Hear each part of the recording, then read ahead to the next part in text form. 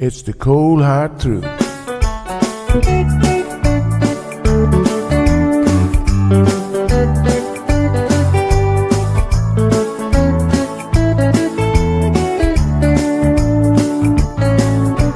Everyone really want to know what's going on with her show. Just get on the air and you will know it's Sandra.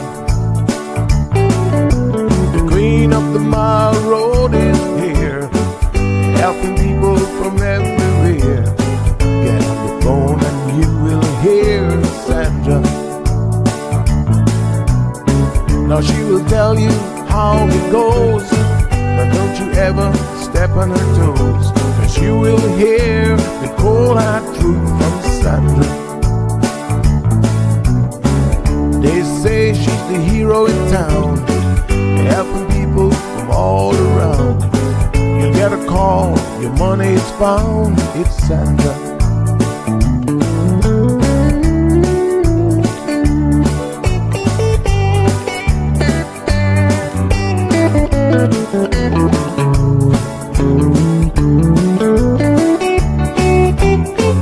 Some will call her late at night just to say that there is a fight, and she will not just leave it alone.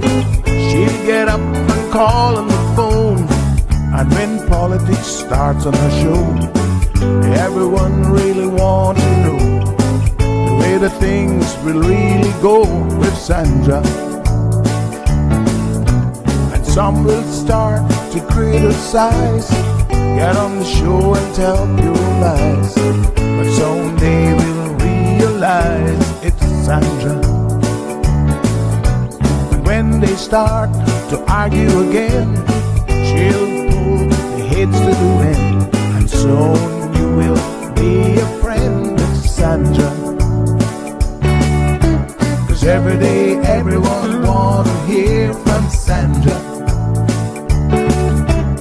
Every day, everyone wanna hear from Sandra. 'Cause every day, everyone got to hear from Sandra. 'Cause every day, everyone got to hear from Sandra.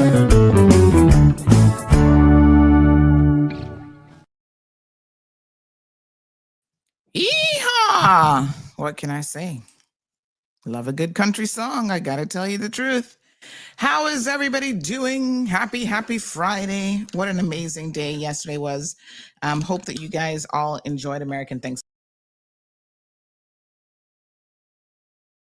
Oops, there we go. I was just responding to someone who sent me a message yesterday, and they said, "Oh, happy Thanksgiving. If you celebrate American Thanksgiving," I had to chuckle to myself. I'm like, listen, if Thanksgiving was every week, I would be celebrating it. We'd be in a lot of trouble. Because who doesn't love a good turkey? I mean, seriously, the food was good yesterday. Congratulations to all of the chefs that put it together, because, you know, you guys do an amazing job of getting all those turkeys out. Big shout out to Chicken. I know that they had their hands full yesterday as well. And yeah, there's a lot of cooking. Lots of families in Cayman actually celebrate American Thanksgiving. It's a great holiday. And then we're going to turn around and we're going to do it again on the 7th. And we'll be celebrating Cayman Thanksgiving. Haha, why not? Turkey twice. And then we're going to have turkey again at Christmas. Honey chill. So I love turkey. One of my favorite meats. My daughter was asking me last night. She's like, "What's the difference between a turkey and a chicken?" And I said, well, they're very similar. Turkeys are a little bit bigger than chickens, obviously. And honestly, I think turkeys taste better. I don't know about anybody else, but I love me a good turkey. So, and I said, you know, we normally reserve turkeys for special occasions like Thanksgiving and stuff. She's like, oh, and she was saying this as she was chewing on a chicken leg. She's like, oh, okay. So she opted not to have turkey yesterday. She had a choice. I'm like, do you want turkey? Nope. She's like, no, I'll just do a rotisserie chicken. So we grabbed a rotisserie chicken from the store, and she just had chicken for dinner. hmm So I told you guys, poor little thing, she sprained her wrist. So she has to take medication, and then she's got to eat. She's not the world's biggest eater, so she's got to eat in order to take the medication. And she's 9 years old now. And this is the first time she's actually taken pain meds that are you have to swallow, like tablets. She's growing up. Oh my gosh. So I don't have to give her the liquid anymore. She like actually took the tablet. I was like, wow. It's little things. It is absolutely the little things that make you go, oh my gosh, they're getting so big. Anyway, I want to thank everyone who participated in our telethon yesterday, in our pledge. It was truly an amazing day. Like I said, I've done this once before. And yesterday really just brought the community together in such an amazing way. I'm still sending out the links for the account. So I'm trying to go through everyone on my list. But if I haven't gotten to you, we did do a story yesterday on this as well. And in the story is the account details. So please feel free to go to the story and also pull the information from there. It's an FCIB account, but I know a lot of you have been reaching out saying that, you're sending the funds across. And a lot of you are just sending me proof, which I just forward on to Noli so that he can keep track of all of the donations and stuff himself. So thank you guys again. Really, really just an amazing community effort. Now, as positive as we try to make things, sometimes some people end up getting their feelings hurt. And there was one individual who reached out to say that, they were kind of hurt that I hadn't done that for them. And so I do want to address this. I'm not going to get too specific about their situation, but I really hope that you guys recognize that there are no two situations, quite frankly, that are the same. And so a lot of times I have to make the challenging call to use my discretion, and my discretion is utilized in, different ways. Obviously, I have to make a judgment call. I do not ever want to overdo my welcome, even with something like this within the community. So I think, sometimes the community gets a bit community fatigue with even just helping out and getting things done. So I cautiously ask for help in the most extreme of cases. And so that's the first note, right? And that is why I also don't want people come forward, because we get requests all the time. Everybody and their sister now has a GoFundMe account for all sorts of stuff. And I don't have the capacity to verify the veracity of these accounts and if what they're saying is true and this and that. And, so I can't really be asking people to assist on somebody else's behalf when I don't even know if the request is like a genuine request. And you would be surprised the stuff that people do. Like, I know of a young lady who was reaching out for help for her father. And then when I started to dig into it a little bit, because you guys know I like to dig in, I like to verify what people are telling me.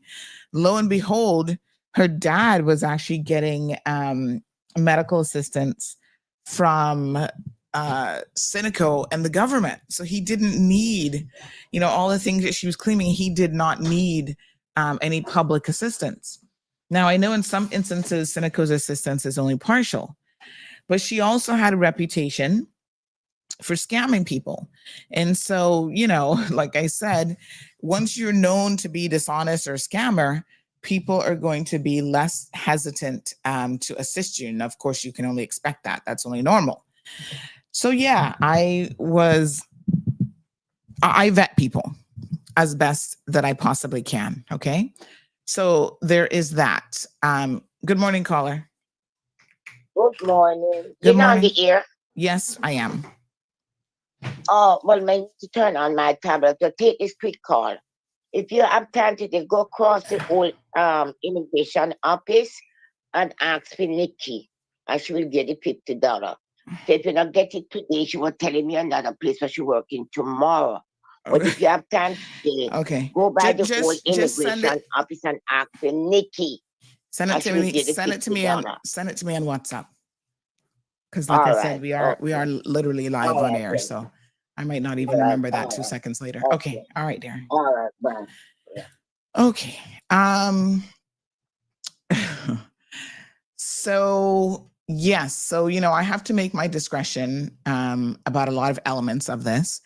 And one of the things that also is a bit discretionary. So a lot of times when people come forward, we will put your request on the community page. We do have a CMR community page, and it is designed exactly for things like this, right? Requests like GoFundMe requests and so on.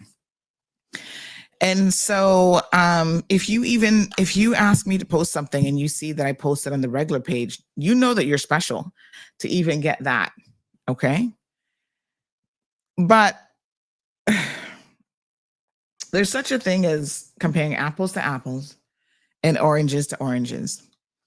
There's certain types of requests, and I know that for the individuals that are the recipients, they think their request is just as important as someone who has had a death sentence, basically, is what ALS is. I mean, trust me, you don't come out of ALS. There's no cure for ALS, right? I know that they think that, their situation is just the same, although it isn't. It's not about a health issue. It's not a life or death situation. And so they do feel a way about it. And I'm sorry that we cannot help everyone.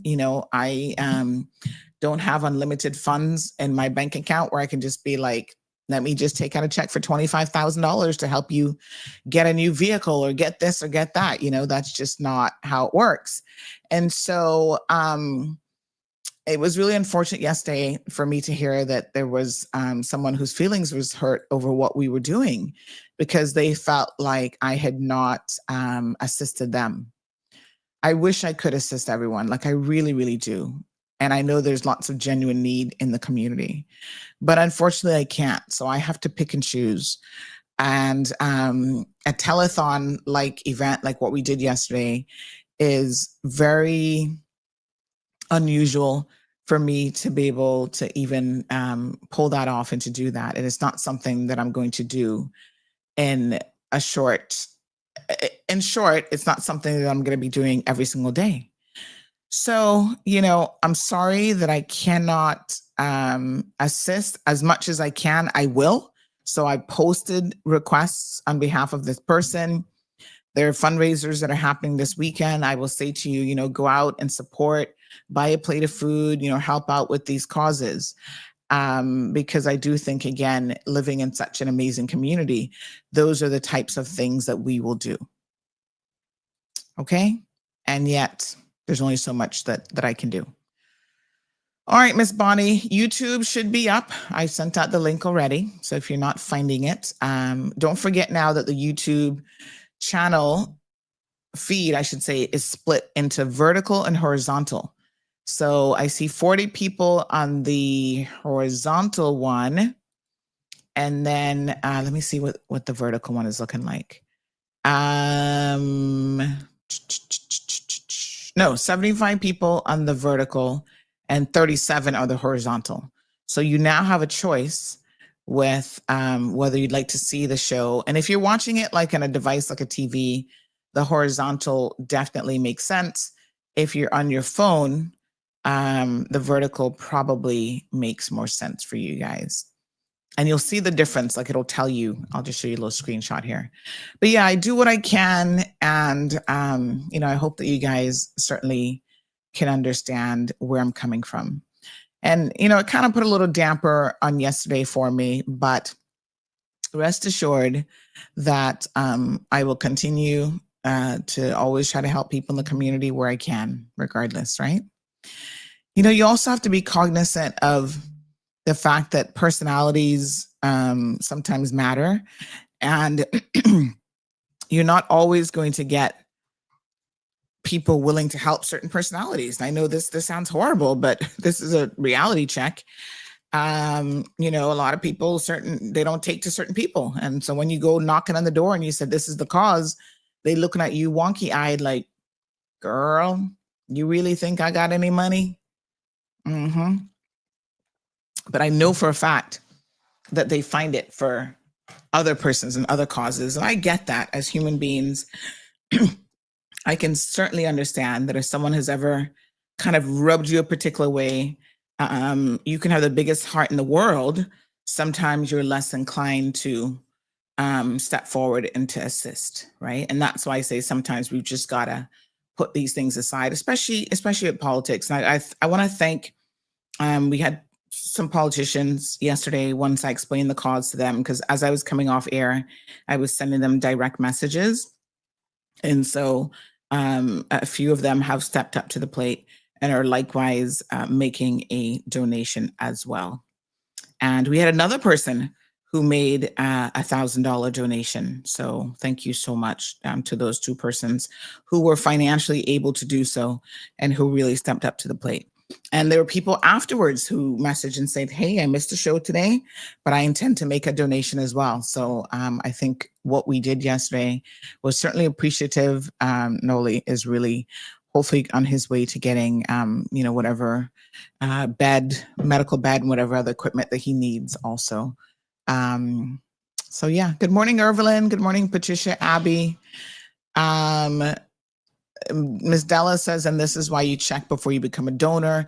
And again, because I had gone to see Noli, I am familiar with, no lies being told. He is really dependent like 24/7 on other people. And some people don't know anything about ALS. And they were messaging me yesterday and saying, what is that? What does that mean? I want to go visit him. And sometimes I imagine that he's probably not always up for visitors because this diagnosis and it progressed very, very quickly with him. Like he is doing treatments now, which he says is helping with like the breathing part, because for a minute there, he was constantly on a CPAP machine to just help ease his breathing because he couldn't even breathe on his own. So, it is a difficult situation. Miss Lucille, good morning. Says Sandy, lots of blessings on you all at home.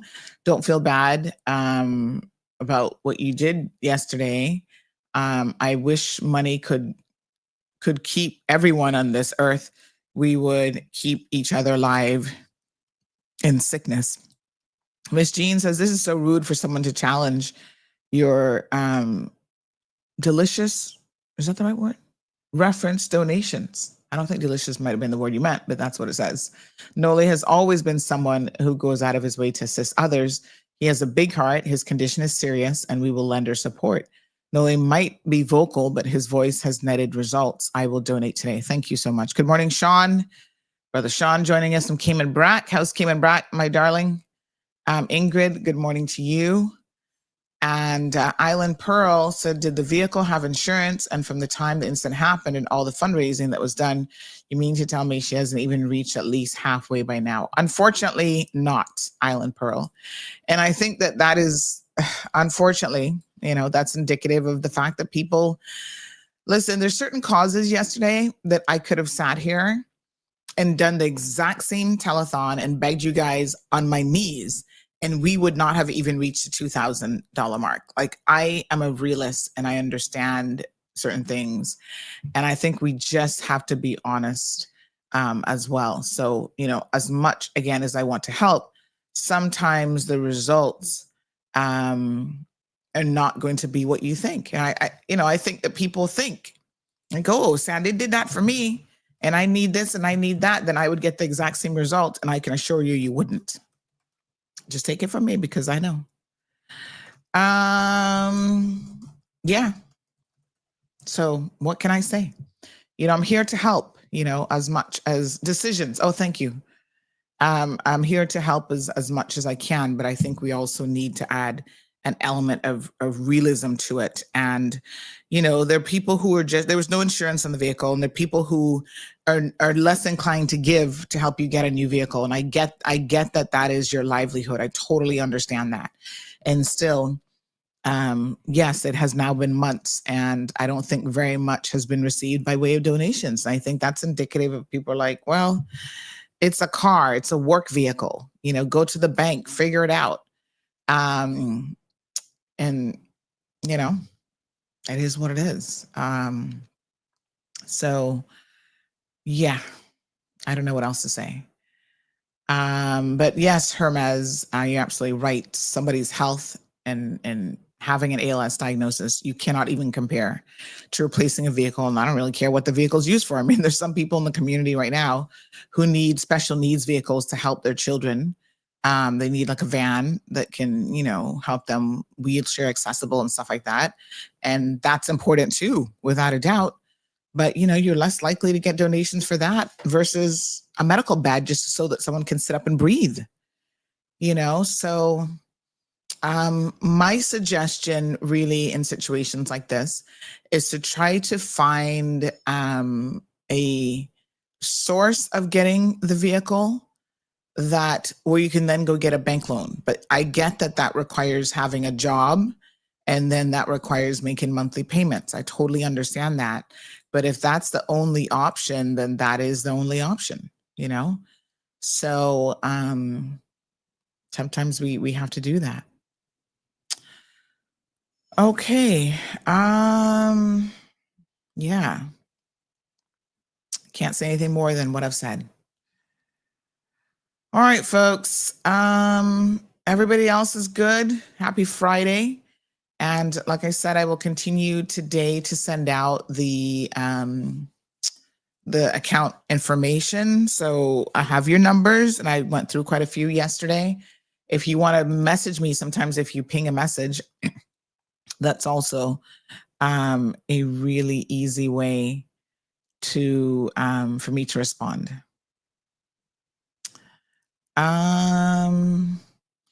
This person says, "Good morning, TD.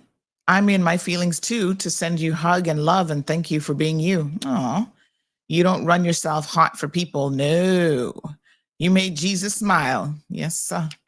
And he's the only one that matters. Yes, I'll send you some information about it. It depends. All right. Your posts have a knack. Someone says, "Good morning."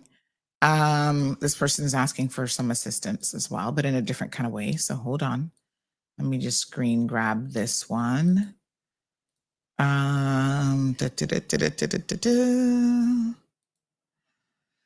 So, big shout out to the content creators who made it through this week. We had so many good shows. Did you guys catch Books and Bush Tea last night with Aniki Brown? Make sure you go back and watch it if you missed it. Very, very good show. And there's a few shows that we missed, but we discovered a little bit of a technical issue that we didn't know what was going on. So there's something to do with some codecs and all this kind of stuff. But now that we know, it's Mac users that are having an issue, believe it or not. Now that we know, we can certainly address that. So this person says, "Good morning, ma'am. Asking once again for your assistance in finding a rental property that accepts DFS.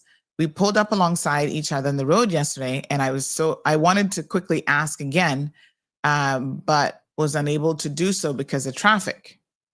Oh, don't ever approach me when I'm sitting in the car in traffic, child, because this ain't Jamaica where you get out you get out and you jump in my car and be like, or roll down the window and I'm gonna be talking to you.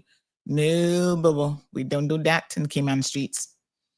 Hoping you had a wonderful day. Your posts have a knack in getting responses. That's why I ask. All right, so let me put this here on the show since they're asking right now in live time. This gentleman is looking for housing for him and his daughter, and they are clients of DC. What's it called? used to be NAU, now it's called Financial Services. So Department of Financial Services, DFS, yes. So they are looking for a place. Here's the details. His daughter, he says, my daughter's well-being depends on it. She's currently living with her aunt. My daughter's mom died in 2019, and she's experiencing difficulties in that household. Well, anyway, all sorts of stuff going on in the household. And so he's looking for, I thought this was, oh Lord, I thought this told me, hold on, what he was looking for. Oh, here we go, wrong message. That was the explanation of the why. So they are looking for a 2-bedroom. It's obviously him and his daughter. I'm not sure how old she is. Does he ever say? So 2-person somewhere in West Bay. See, this is where it gets difficult now because, you might have someone who'll take DFS, but they're all the way in town. But yes, he's looking for 2-bedroom, no further than Red Bay or Prospect, so a little bit flexible. Not sure of the budget. Okay, I'm thinking maybe around $1,500 to $2,000 per month. DFS sent me an email saying that I need a rental agreement or lease before they can process the application. So if anyone has anything that can help this gentleman and his daughter, let me try and find out how old the daughter is. Kind of for some tenants that matters. I think she's at least a teenager.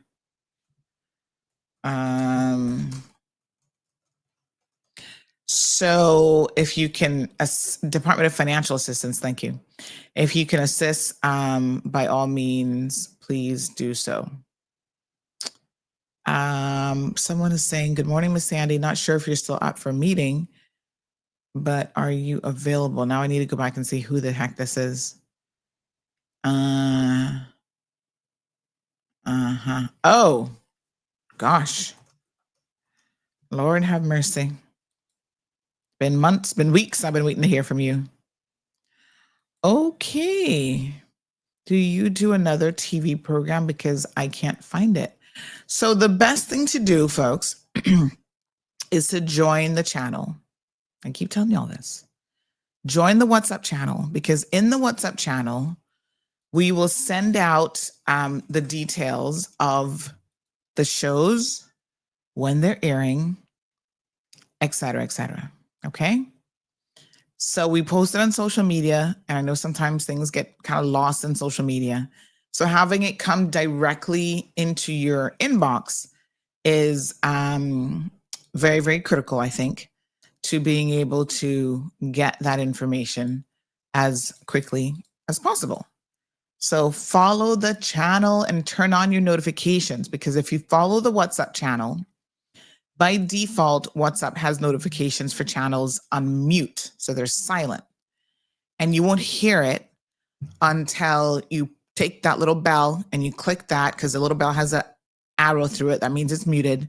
Once you unmute it, then you'll get the notifications like you do any other message. So yes, every single day, we have at least 2 shows, but on average, probably 3 to 5 shows now. And the content creators are doing an amazing job. I really want you guys to support them. Their shows are great. So we're streaming them on social media, but I will tell you that Facebook now does live streams a little bit differently. So if you notice, most times when we go live, it's not showing up at the home page anymore. So if you follow the Facebook page, it should give you a notification that it's live, but a lot of times it doesn't show up on the primary page. It's under a tab that they have now changed. So they have like a live tab, and that's where things are showing up. This morning, it's on the primary page, but I can tell you a lot of times it just isn't. So yesterday evening, we had an amazing show with, like I said, Books and Bush Tea. Aniki does a great job. She is interviewing all sorts of artists, not artists, my apologies, authors for her book show, all things literary. So you'll find it on YouTube, Facebook, or Facebook channel, and then also on our website. So cmrtv.com. When it's live, you can go there, and then afterwards you can go and watch the pages as well. So this man just confirmed that his daughter is a teenager. She's 14 years old. So if you have a place that a 14-year-old and a father, 2-bedroom, please reach out. So today is Friday, and this is the lineup. Obviously, the cold hard truth in the morning. Sabrina speaks at 5 to 7. Then we have Authentic at 7. Throwing It Down with Chef Brown is coming up tonight. Oh my God, you guys have got to watch this. All Caymanian dishes first. Yes, honey child. We got stew conch and lobster. And when he comes to do his show, I be eating so good. Delicious. And then our first premiere video of Real Talk, Love and Lies is going to be live tonight at 10 o'clock. So you guys can actually call in. So make sure you mark your calendar. You got a relationship question. You'll get to meet Alfred, who is incognito, who will be the host of the show. And I know he's going to probably be inviting guests onto his show as well as a co-host, but you got to tune in. Alfred is on tonight at 10 o'clock. So that's going to be amazing. And that's going to be a really good show, I think, as well. All these shows are amazing and really, really great. But make sure that you tune in. So, yeah, that's going to be awesome. Lots of good shows. Like there's something for everyone. There's different types of cooking shows. Remember a culture show that we talked about? Irvin says, I need to see this Mr. Alfred, the mystery guy. So yeah, we put this up daily. So I'm going to post this here shortly for today's lineup so that you can hopefully remember. But yeah, I want you guys to not miss a beat when it comes to CMR TV. Listen, not for nothing, but these content creators are doing something that nobody else has done in the Cayman Islands. And that is bring you authentic, genuine voices, genuine shows where you have a variety of things to watch that are all pretty much, or most of it, locally produced. We do have some regional and international people as well. So for example, we have Marla Dukran. She does a bi-monthly show. I want to go and see her show from the other day. Did really, really well. She was interviewing some people in the region. But yeah, I mean, listen, these guys are doing phenomenal work, you know? And so go and have a look. Check it out, honey child. Check it out. Very good. Mind Matters, Imposter Syndrome. Lots of good shows on tap. Okay. We have this weekend, we've got our Art Beat show. We have GM, something animation, which is like for the kids. So on Saturday, we'll have like more kids lineup. Sunday, we got church services. Tune in. It's good stuff. So I will be on with Real Talk, manning the phone lines. So for now, you can call the 936 number for that show.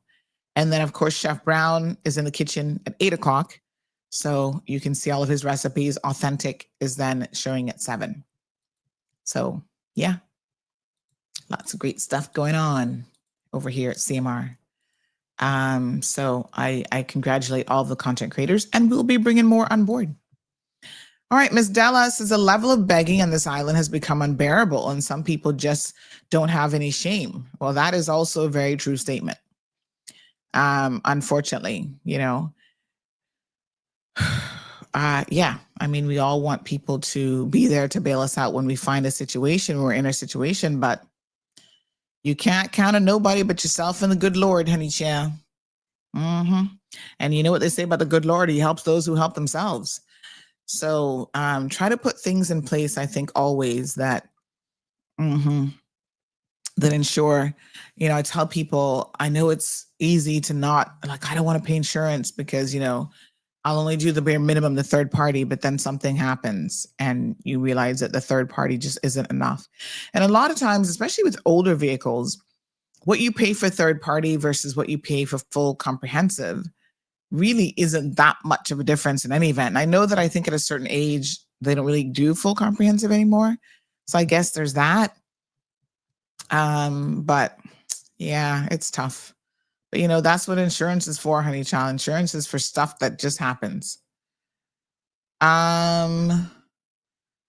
Duke Marion says, too many people in Cayman. Be proactive and win. Be reactive and lose. Okay. Happy Friday, Diamond Princess. So good to see you. Are the shows after Sabrina live? So let me explain. Some are hybrid. It really depends. They will show up live for you, but in the real world, they are actually pre-recorded. So some of them are pre-recorded. Some of them are actually like a hybrid. So they might be there live, airing a pre-recorded bit, and then they jump on live. So you as the viewer will actually never know really if it's live or not, because it'll show up as live for you, if that makes any sense. Yeah. So that's just how it is. But in the world of TV, that's how TV is. Like if you sit down at 8 o'clock and you're watching 90 Day, which I was watching last night, I'm not going to lie, I had to catch up on some of my stuff. 90 Day Fiancé, whatever. Yeah, that's not live. It's at some point they recorded it and then they play it, right? And so shows like that are never in real time. Like they were recorded months ago and now a lot has happened since then. So our shows are a little bit closer in real time than that. The government has come on board and they will be, some of them will be doing some shows as well. So someone is missing a dog named Trigger. Lord, he needs a good haircut, please and thank you. Yes, I will post him for you, but I hate to see y'all send me these pictures with your dogs looking like ragamuffins. What area is Trigger missing? That's always an important thing when you tell me where from, like what area. Georgetown, this is a big island now, so I need to know where he's missing from. But here's little Trigger. He probably ran off to somebody's yard who's going to give him a bath and a haircut. When you have these dogs, I know because I have one, they're mixed breed and some of them are mixed with all kind of stuff. They're pretty much mongrels at this point. They're small breed mongrels. And some of them are like mine is a Shih-Tzu, but then he's different than Coco because Coco had more poodle than Shih Tzu in her. And their coat, they have like an undercoat and a top coat. That's why I tend to keep mine short, because if they have like this where you let it grow out, you have to comb that every single day because it gets matted very, very easy. The undercoat gets matted, the top coat gets matted, and then it's very, very difficult to keep them looking decent. And it's painful when you try to leave it for even a couple of days and then go through and try to brush them out. I don't have time to comb my own hair every day, much less Zeus's hair. So I keep him short-haired so he doesn't have these issues. Sometimes for summer, we take it down low so that he's cooler, and then we let it grow out for a couple months. You know, during the cooler months, he has a little bit more fur on him. And, but yeah, this one looks like a hot mess. Poor little thing. He needs braces too while you're at it. But keep collars on your dogs. Yes, I always do a summer cut. Trust me, KK, and that summer cut lasts all year long. But please keep collars on your dogs. December the 13th, I want every single one of you to mark your calendars. Because the, who is it? Is it the Humane Society? Well, somebody, I'm going to get you the details. They are doing a chipping where you can get the microchip put in. I think it's the Agriculture Department for a nominal fee. I have had past dogs and I haven't done Zeus yet, so I do need to have him done. You have the microchip. So if they get lost, all of the vets and local rescue agencies in Cayman, they have the scanners, and they can scan your dog and help you get reunited with your dogs a lot quicker. So get your dogs microchipped. I think it's like $10 or something. It's nothing. So please take advantage of the special and ensure that your dogs are getting, microchipped and properly vaccinated and stuff. You've got to keep on top of these things if you have pets at home. So if you know where Trigger is, apparently he got trigger happy and ran off somewhere. So I don't know. But yes. Okay. So we're going to get into the nitty gritty of this story that I'm sure that most of you have been following since we published it last night about Jamaican criminals in Cayman. Well, not for nothing, but anybody who lives here, this probably is of no real surprise to anyone. It's certainly not a surprise to me that we have gang members from all over the world, but certainly from Jamaica, who are living right here in the Cayman Islands amongst us. And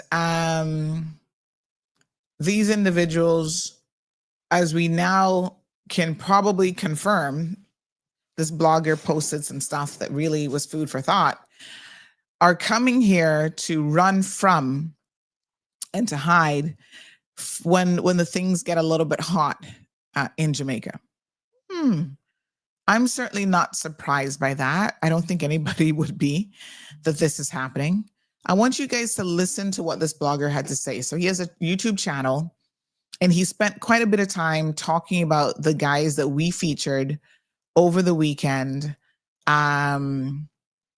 for finding a man's wallet and then going around and having, a shopping spree at all these different, they were like, when you go Christmas shopping, you hit the malls in Miami and you go kind of hard for a couple because you're just there for the weekend.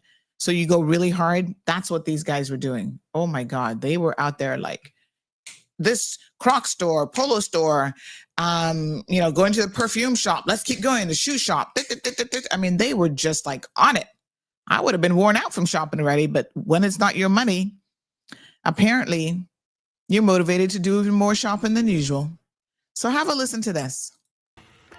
Now the criminal element in the white. Wait, can I tell you something funny? When I was preparing this little snippet yesterday, I had to do so much correction on the captions because the captions don't understand what this man was saying, yo.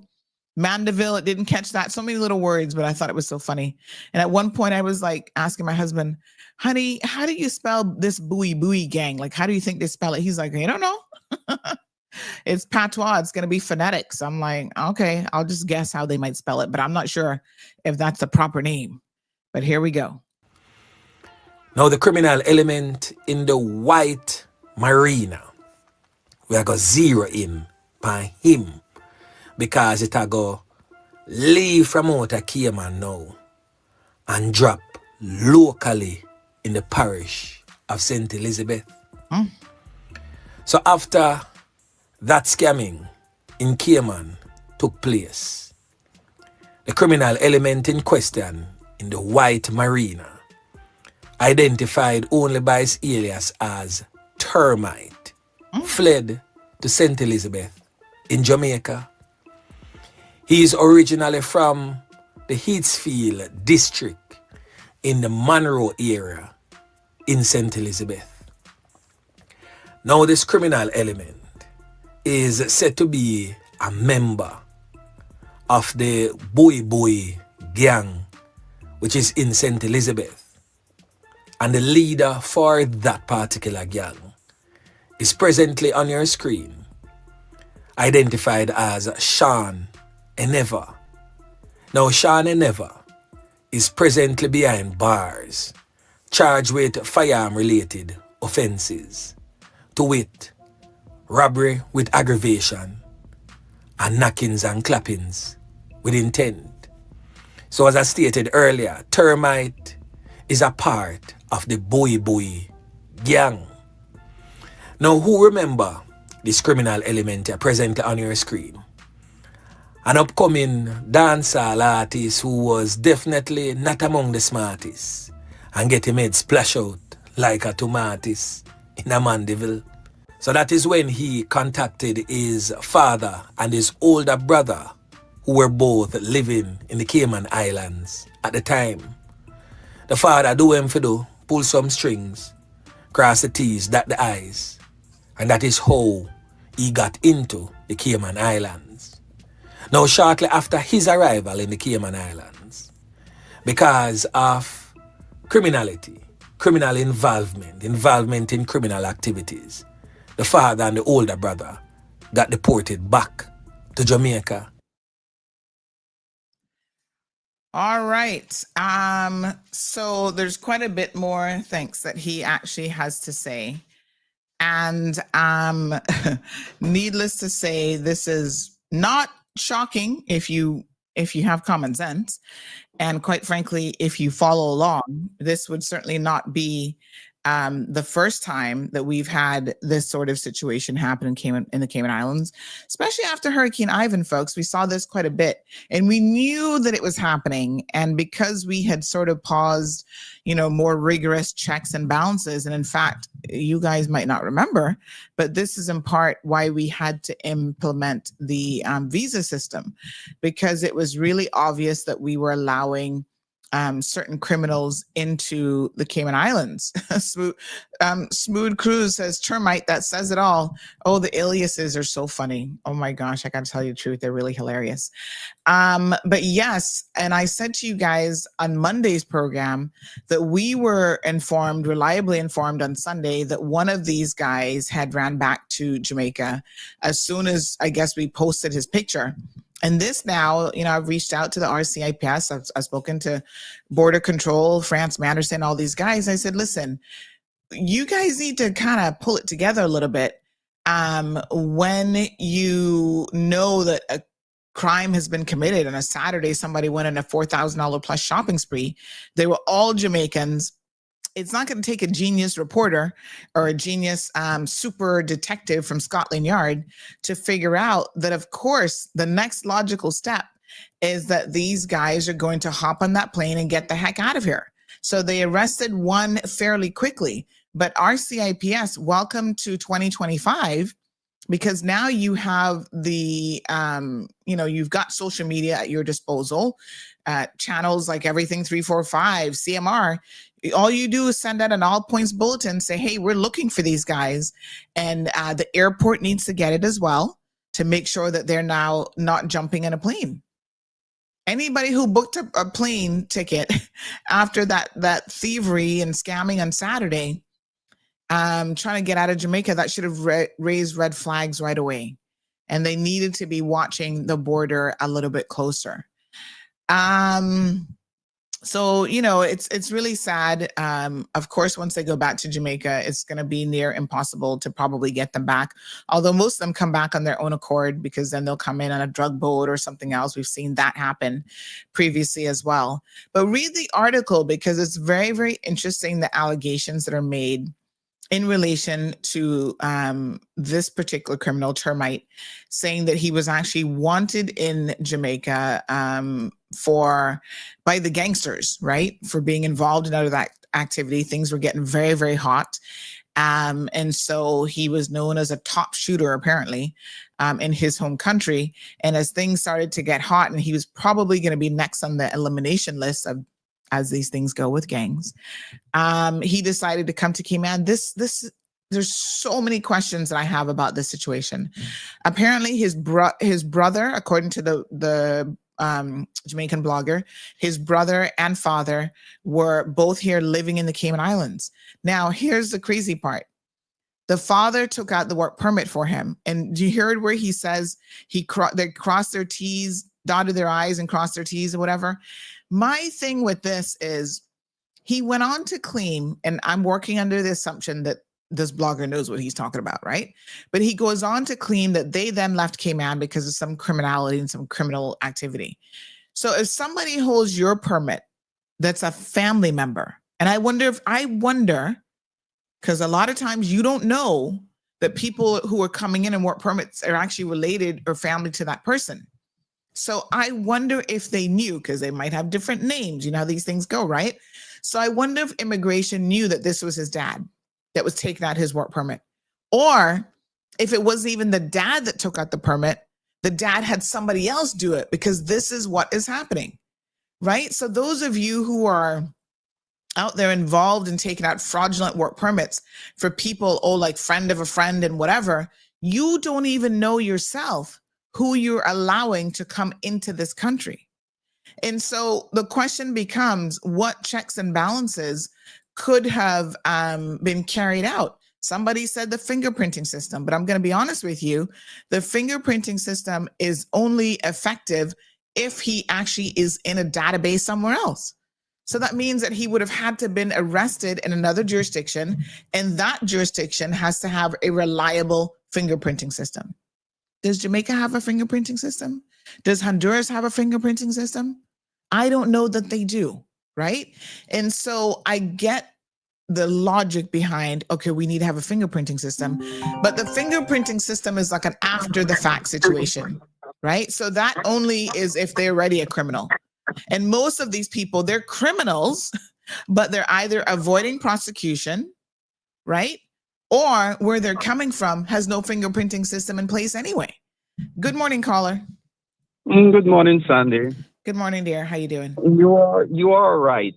Okay, Jamaica do has a fingerprinting system. Okay. But what happened is that these guys go on the radar as being wanted. Mm-hmm. They have never been arrested, so their fingerprints are not in the system. Right. So when they do apply for a police record, they will get a clearance because in Jamaica, you know, a lot of people, you'd have a guy who named Tommy, and everybody call him Tom.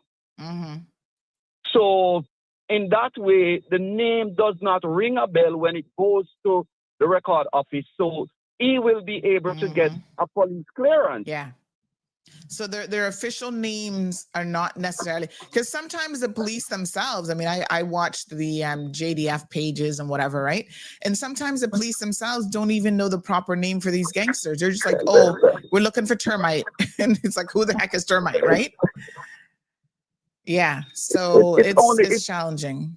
It's only pictures. You can do it with, it's just their pictures that you can do it with, because sometimes the police do capture pictures. But that is the reason why a lot of them are allowed to go different places, because they are not in the system. So Right. their fingerprint will come up as them being clean. Yeah.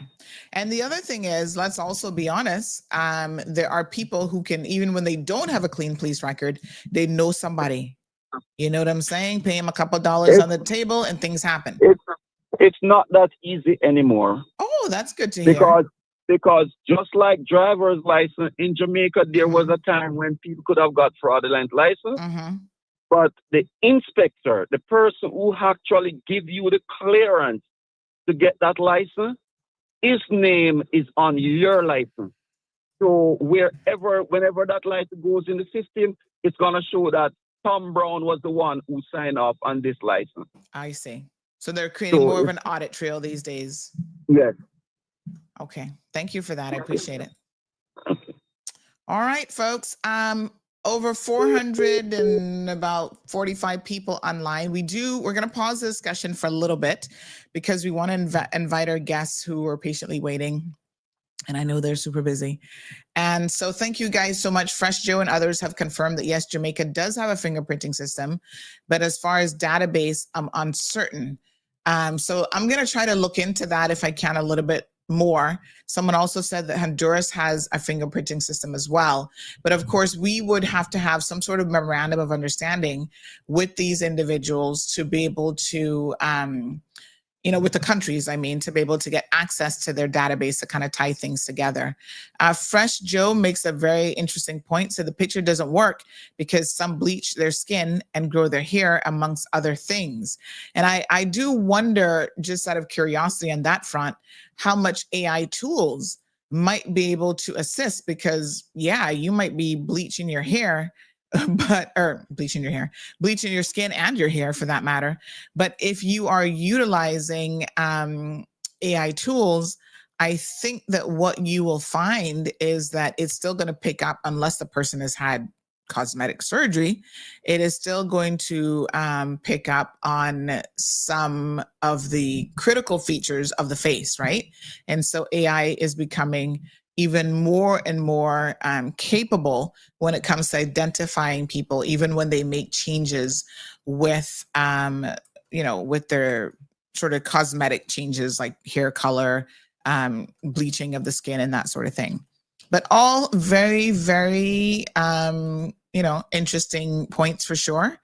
And we're going to continue to dig into this. And I know that the government is now trying to ascertain how much of the story they can verify. But, you know, a lot of these guys, and this is why there are a number of you who I know for sure watch these Jamaican bloggers, because you're always sending me their content. But above and beyond that, I know that you guys pay attention to what they say, because they know a lot of what's happening on the street. And so then they come forward and they're able to say, hey, Auntie Sandy, this is what we heard on this blogger, and they know what they're talking about. That's why you notice a lot of the bloggers in Jamaica do not share their identity. They themselves have a street name or whatever, and they don't share their faces because they get a lot of low-key information, and they then are jeopardizing their own lives if people know who they are. So I see a lot of them. You have no clue really who those individuals are, but good job for highlighting this situation. And I can assure you, like I said, I have reached out to the relevant authorities, and they're now in the process of trying to verify what they can. He's left the jurisdiction for now, but I think that in order to close some of these gaps, we need to understand how all this happened. And my number one question is, if the father took out the permit, which, like I said, he didn't necessarily have to, it could have been a friend of a friend kind of mix-up situation. Once you have people connected to you that leave a jurisdiction under, you know, some sort of criminal accusations or whatever, I think that it is only fair that the family members connected to them also are looked at under a magnifying glass. Certainly, I'm not saying that because your family members are criminals, that means that you're going to be a criminal. All I'm saying is the powers that be need to, at the very least, pay very, very close attention to who people are connected to once they come into the Cayman Islands, because I do believe that it makes a difference. All right, let's pause the conversation there. Floss Boss says, yes, we should have facial recognition. And I think that that's what I'm talking about when I say AI. It could really go a long way. Absolutely. Thank you, Floss Boss. Miss Sue, good morning. Good morning, Alba. All right, listen. We've got Brett Mobley in the house from Polar Bear. He's going to talk to us about a really important topic today. So I want you guys to continue to listen to this. Good morning, Sir Brett. How are you? Good morning. I'm doing well. How are you? Yeah, I'm doing pretty good. This is your first time on the show, so we're going to extend a warm CMR welcome to you. So good to have you here with us. You know, you and I speak on a regular basis, not because we're best friends, but because you're always bailing me out. It's pretty sad, but I was saying to Brett just last night, as a matter of fact, that I feel like I am cursed with air conditioning problems. You know, I've got a lot of friends that say to me, oh man, Sandy, I'm tech challenged. I touch a phone, it breaks or it never works. And I'm kind of feeling like I'm that way with AC. There's always something wrong, but Polar Bear pulls through every single time, no matter the time of night or day. We just had an issue yesterday. A leak was discovered in our air handler section, and Polar Bear was here until late last night getting it sorted out. So poor little Gigi could sleep in her room with a little bit of air conditioning, because it is hot. Oh my gosh, 80 degrees feels like 100 when you're indoors. But thank you so much, Brett, for the amazing job that you do leading the team over there at Polar Bear, and Simon and Kieran and the entire team. I mean, they're all really, really wonderful. And, you know, they come, they focus on what they have to do. They work and, you know, in and out, and really get the problem resolved. So I am most appreciative for your services. And I know you're here to talk about a really important topic today, but I just wanted to welcome you, generally speaking. Yeah, thank you so much. So there are things that are happening, moving and shaking in the world of air conditioning. And so there's a big change apparently that is coming down the pipeline. So you're here to tell us a little bit about this change. What is this? Sounds interesting.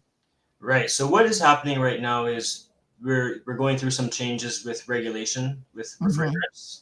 So most countries are phasing down 410A refrigerant. That's the refrigerant that all of our AC systems rely on right now. So they're phasing it down, not phasing it out completely. So it will still be around. However, the equipment that is compatible with this 410A refrigerant is in very, very low supply because it's not allowed to be manufactured anymore. And as Oh. of January 2026, it'll be illegal in the United States and Canada. And that's where we get all of our equipment from. So it's going to have some big impacts. Mm. All right. So tell us what does this mean? I hear you say, right, they're not manufacturing it anymore. Does that mean that all of our systems can only use that particular refrigerant, or how does this work? Right. So they're going through some changes. They're basically the changes for environmental reasons. So 410A was phased in because it did not deplete the ozone layer, but it is a greenhouse gas, so it contributes to global warming still. So they're going to be they've already introduced what they call A2L refrigerants, and that reduces the greenhouse gas potential by about 80% over 410A. So what that means is all of the equipment is changing, and the equipment that is compatible with 410A is not compatible with the new A2L refrigerants. So it puts a lot of people, not everyone, but it puts some people in a sticky situation. Like if a major issue pops up, like what happened with you yesterday, you'd want to take a pause and say, hey, should I repair or should I replace? So it's a good time for homeowners to pay attention, to be informed, informed decisions Right. before you don't have the option. I see. Yeah. Okay. That's So especially really, true if you just like if you have an old condenser, an outdoor unit, and you have a brand new air handler. That wasn't the situation for you. But if you have a very old condenser and a brand new air handler, you want to really pay attention. oh man, well, I not too long ago did the condensers. So now I'm a little bit worried. So how long realistically do you think we have until this becomes like critical, where you're not going to be able to find the refrigerant anymore? The refrigerant isn't really the problem. The refrigerant will be available. It will just become more expensive, maybe a little less in supply. But the bigger concern is the equipment to keep the existing systems running. Oh, wow.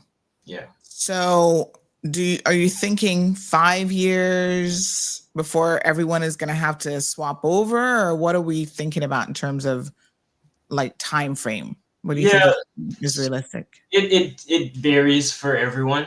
Of course, if you have a very old system, you're gonna have to change at some point. Of course, if your system goes down and it's gonna be expensive to repair, then you're probably in the best bet to upgrade your entire system. But if you just spent a lot of money, for example, maybe changing your air handler, then it's a great time to maybe be proactive and change your condenser. And if your condenser is old and your air handler is new, then it's a great time to consider upgrading your condenser to a compatible 410A condenser before there are none left. You'll save a lot of money instead of being forced to change the whole system, including the brand new air handler you just spent thousands of dollars on, to have a compatible, modern system. Does that make sense? Yeah, I think so. It is a little bit Yeah. so Basically, the equipment that they're making now doesn't work with the old refrigerant. Right. So everyone is in a little bit of a different, every home is different, every family is different. The condition of the equipment, should all be taken into consideration. So we're offering a free readiness check so that if anyone has questions or just wants to know what they have and kind of know how to plan going forward, our consultants can come out and do a free consultation, let you know how the system is looking, what kind of refrigerant your system uses, and just have a transparent conversation with you about, what's a good way going forward. Yeah. Okay. And have there been systems out there already for the newer refrigerant that are already being installed and in use? Yes. Yeah. Okay. Yeah. That's mainly what's going in right now. Yes. The Okay. 410A equipment is really in low supply. So it's kind of like a last call. Excuse me. If you wanted to consider grabbing one of those older systems, it's kind of like a last call right now, because they actually stopped making it from last year. So what we have now is just, the stock that was from last year, unless there's some new manufacturers and someone is going to ship them from China. I don't know. But most factories in the world are transitioning to the new refrigerants. So it just means the availability of the old equipment is in big question. Right. Okay. All right. So I'm keeping my fingers crossed. I'm sure you'll let me know if I have the new one or what I've got. But okay, that's really, really good to know. Anthony has a question. Ms. Beulah, thank you so much. Oh, we got a caller as well. Good morning, caller. Welcome to the program. Good morning again, Sandy. Morning, dear. A question for a gentleman. Yes. Is this true or is it a myth? I heard that the new refrigerant that is going to be used, it's very flammable. And in terms of, there are sometimes when the dryer goes on your condenser, and usually they would braze that back in. I just want to know if that is true, that you won't be able to use any form of torch or anything on this system if you have a leak. Just want to know if that's so or not. Okay, so appreciate that question. That's a very important question. It's true and not true. It is mildly flammable. Okay. So it's not very flammable or highly flammable.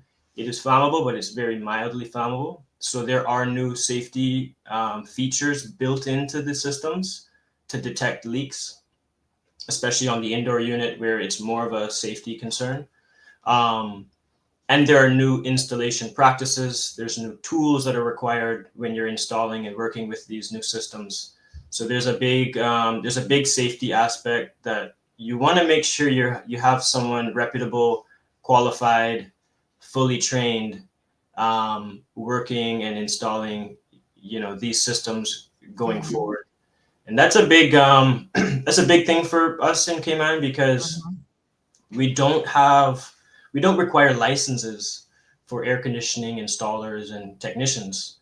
You need a professional license to work on people's plumbing, to work on their electrical, but really anyone could start an AC business and come into your home as if they knew what they were doing, and they may not. And in those cases, that's where you're going to see people. That's when you see, very low ball prices.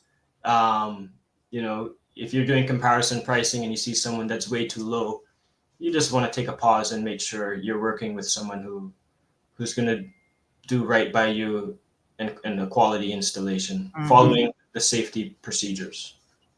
Very good to know. That was a great question. Thank you so much to that caller. We got some A students here today. Anthony says, can you ask him what he refers to as an old system in AC years? So I think this might have just been answered because he said from last year they started to phase out and introduce the newer ones that would work. So yeah.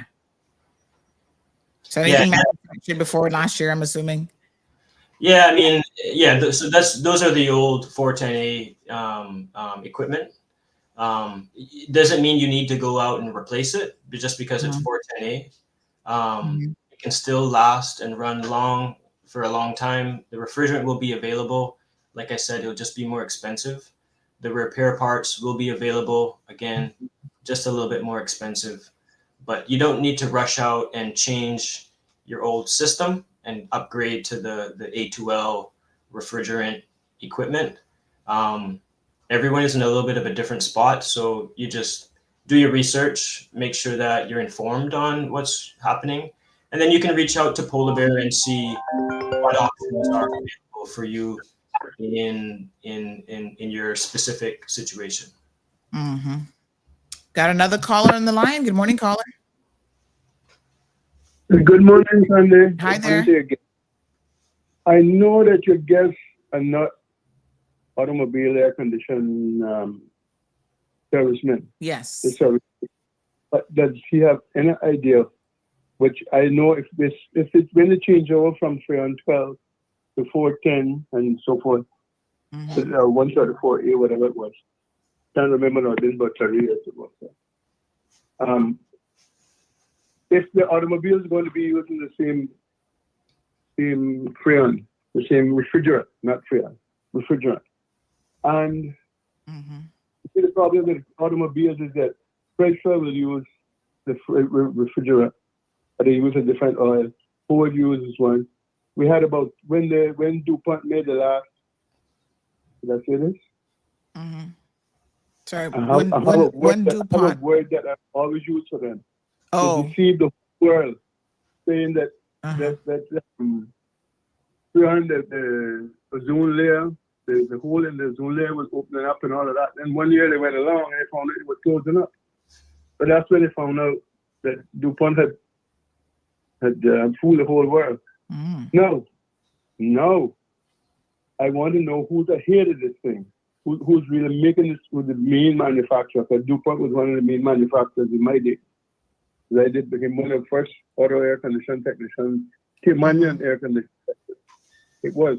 And I tell you, they gave us the time. They changed the hoses.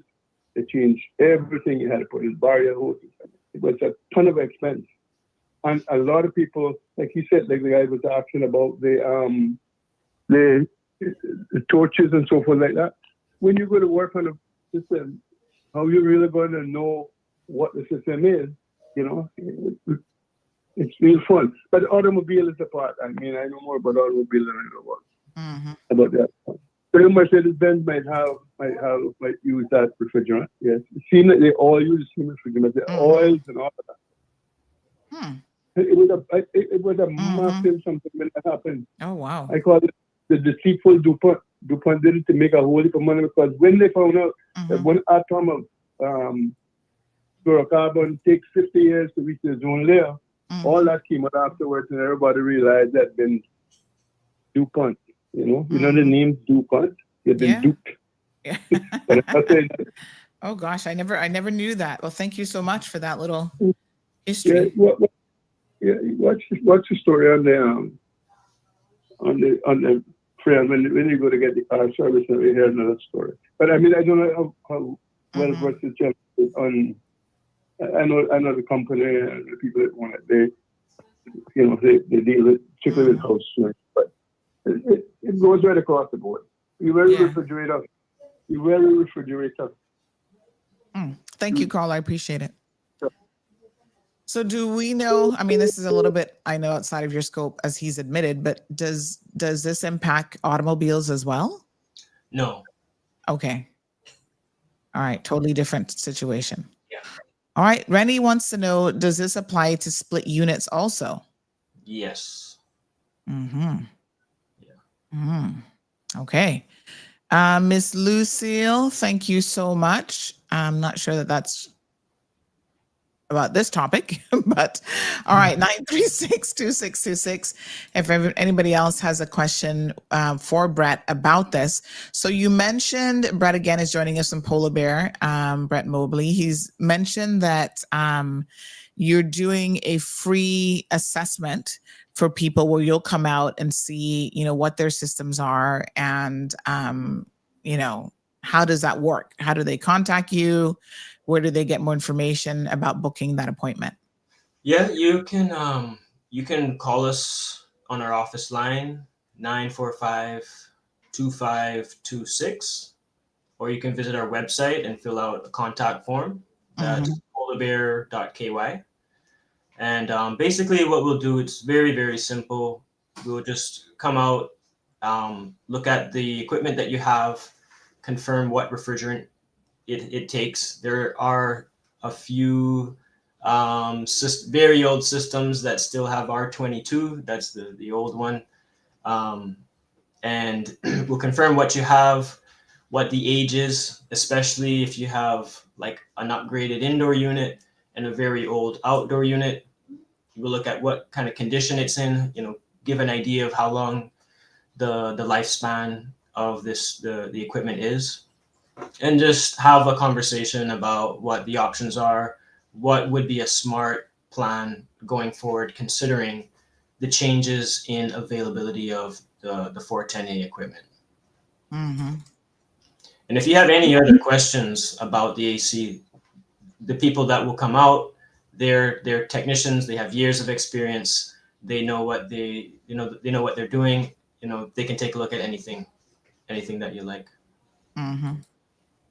Fantastic. And I must say, I guess this is why you make sure that your staff, your technical staff, are always trained up on what's happening within the industry.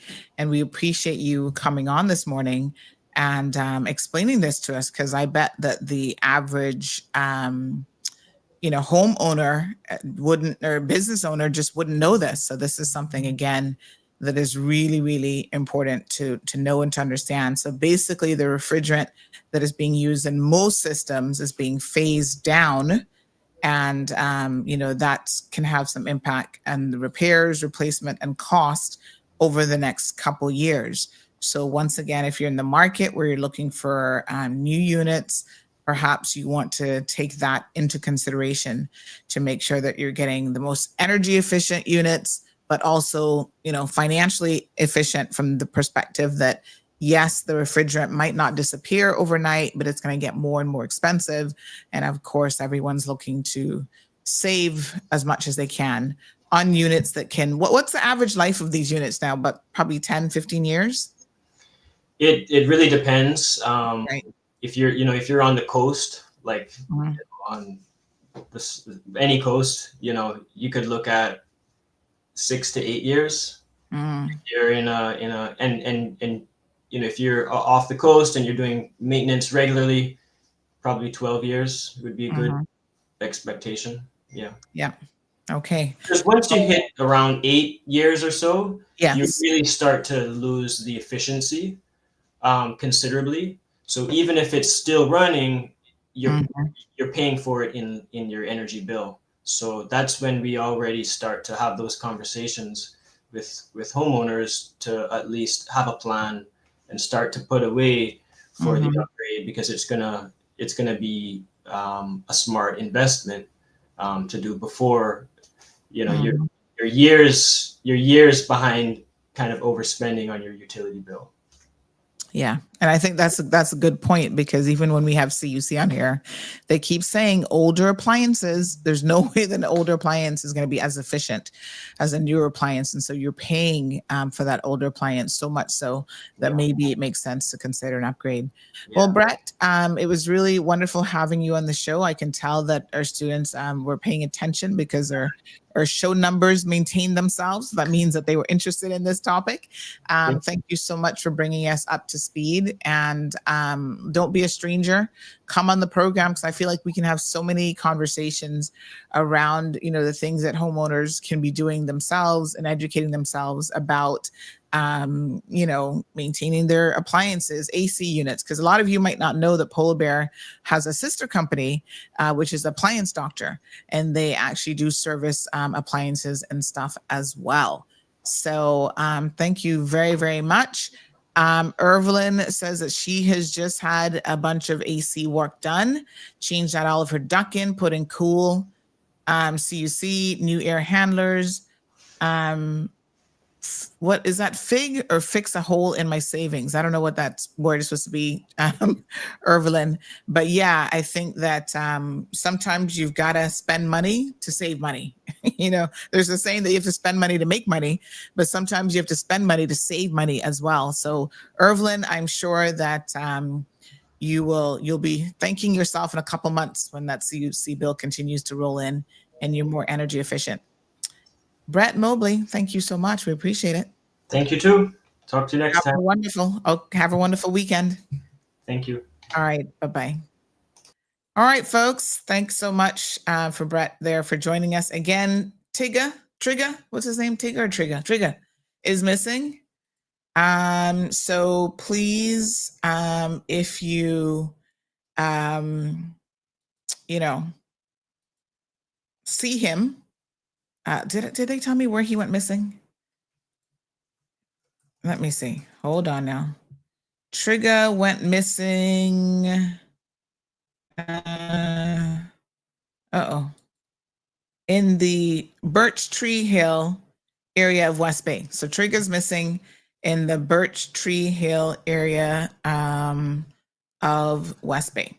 So please, if you see him wandering around, just shoot us a message on WhatsApp, and we will be able to return him to his rightful owner.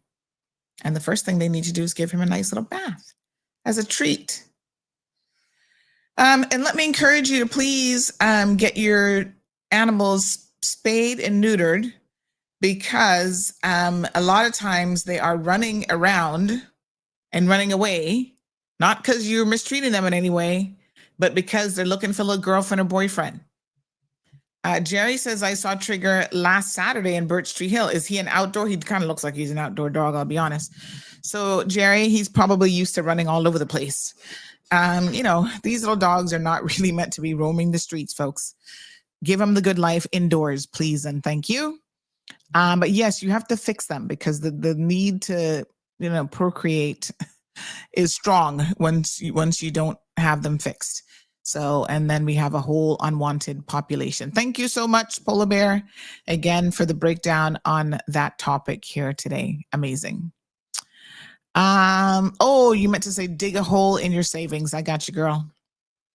All right, let's get back to our discussion here. So West Kingston 3135 says lots of these other islands lie about being Jamaican. What other islands? Who's lying about being a Jamaican? Not for nothing, West Kingston. But not too many people got claimed to be Jamaican if they're not a Jamaican. Not like your passport gives you more options if you say, oh, I have a Jamaican passport. So why would they be lying about being a Jamaican? If you can get on Cayman Airways and go straight to Jamaica that easily with a Jamaican passport, you're a Jamaican. Not for nothing.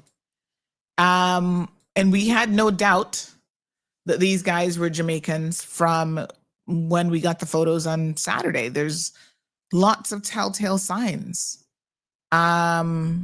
Jamaicans have a unique way of doing things sometimes that really puts them in the identifiable spot, right? So let's look at them. And I think, everything from, the tattoos, the the bleaching, the skin bleaching is predominantly done by Jamaicans. We don't see too many other Caribbean islands, but I wonder who else would be pretending to be a Jamaican is my question. West Kingston, help me out here. Because I've actually never heard of that being a problem. Kind of hard, really. But these guys have a lot of telltale signs. Of course, the store owners heard the very thick Jamaican accents. We do have videos of them that we played on Monday's show where they were speaking, and not to say that everybody with a Jamaican accent is necessarily Jamaican, because I know some Caymanians can fake a Jamaican accent extremely well. You'd not be able to tell the difference. But these guys were Jamaicans. Nobody not pretending to be a Jamaican in this situation. I don't know who else, but not happening here, honey chill. Sue says they need to make them get a visa to come here like they have to get a visa to go to the States. Well, that's already in place, Miss Sue. I don't know where you've been living, honey child. But yes, you do need a visa if you come from Jamaica. But again, none of these systems are foolproof, because you get a visa approved by the Cayman authorities, and it appears that that is actually quite easy to do. As long as you don't have a criminal record, you will get it approved. Now, to be clear, what this guy was saying, let me play the video again, because if you listen to what he says, is this guy actually came in on a work permit, which means that they would have needed to have a police clearance certificate in order to get that work permit approved. So have a listen again, those of you who might be joining the show a little bit late. Now the criminal element in the white marina, we are going to zero in by him because it are go leave from out of Cayman now and drop locally in the parish of St. Elizabeth. So after that scamming in Cayman took place, the criminal element in question in the white marina, identified only by his alias as Termite, fled to St. Elizabeth in Jamaica. He is originally from the Heatsfield district in the Monroe area in St. Elizabeth. Now this criminal element is said to be a member of the Boy Boy gang, which is in St. Elizabeth. And the leader for that particular gang is presently on your screen, identified as Sean Eneva. Now, Sean Eneva is presently behind bars, charged with firearm-related offenses, to wit, robbery with aggravation, and knockings and clappings with intent. So as I stated earlier, Termite is a part of the Boy Boy gang. Now, who remember this criminal element presently on your screen?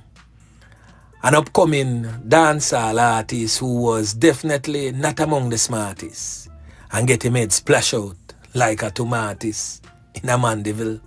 So that is when he contacted his father and his older brother, who were both living in the Cayman Islands at the time. The father do him for do, pull some strings, cross the T's, dot the I's, and that is how he got into the Cayman Islands. Now, shortly after his arrival in the Cayman Islands, because of criminality, criminal involvement in criminal activities, the father and the older brother got deported back to Jamaica. Okay. So the allegation again is that they were actually deported back to Jamaica, which means that they committed crimes here that saw them deported. So I'm curious about that. And of course, I'm hoping that our authorities can then verify who these individuals are and what they were deported for. But well, I don't know how you're going to figure out who's family, because like I said, a lot of times they don't purposely tell you who they're connected to in Cayman. Might have to start asking people for DNA samples next to try to figure all of this out, right?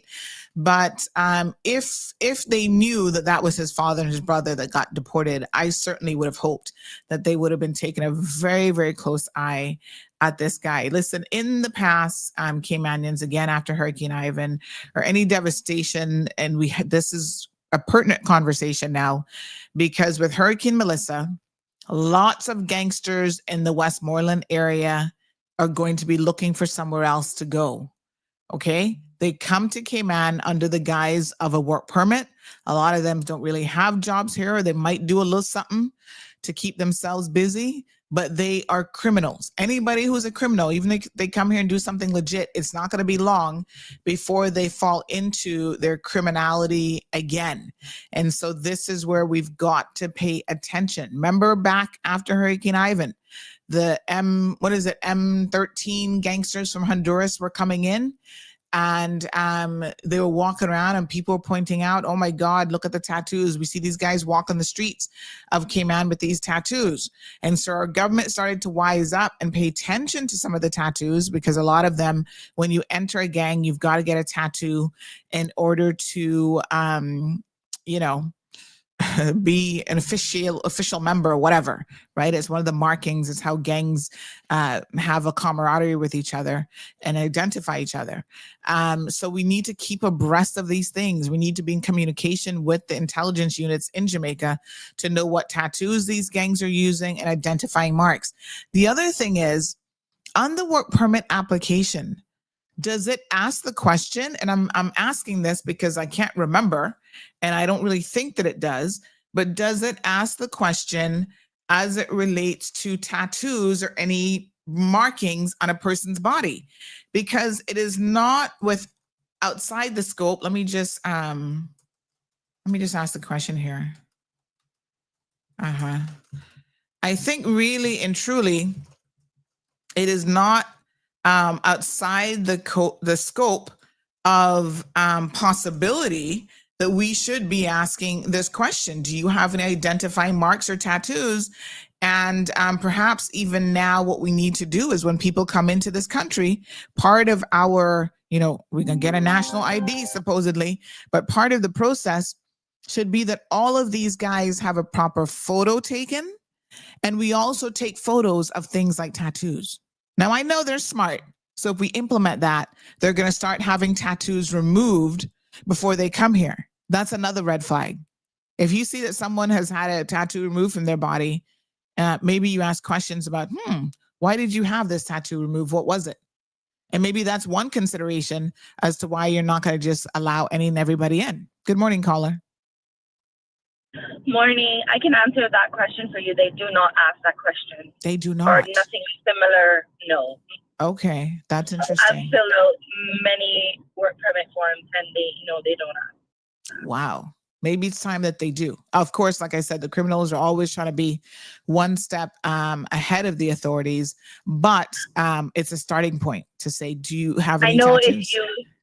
If you've been arrested before, they will take pictures of tattoos and stuff like that if you get arrested. Once you get arrested. But I'm thinking we need to do this at the intake part now when you bring someone in, because how many times, not for nothing, but right now the police is looking for someone. I think we put it up last night or something.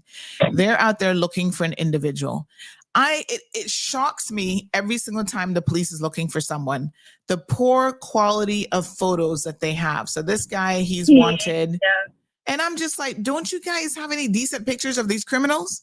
So again, going to the point that I'm making is when people come in on a work permit, is it too much to ask if we say, you know what, we're going to have to photograph you, take a decent photo, high quality HD photo, 4K photo, something, and also any identifying tattoos? Because then otherwise, I guess so. Otherwise, look at this picture on the screen here, folks. This was the best, and I don't know who this guy is, but this is the best photo that they've had. This photo is all pixelated. Yeah, this is not a high quality photo, so I don't know where they got this from. But maybe it's time that the police started doing that. Not even the police, but immigration at the intake process. Are we not taking decent photos of people? All right, I'm gonna hang up and listen all right, now. Thank you, honey chill. So, I got all kind of questions. Okay. They don't take, but you have to take in a photo when you get your permit? I'm trying to remember. You submit photos, right?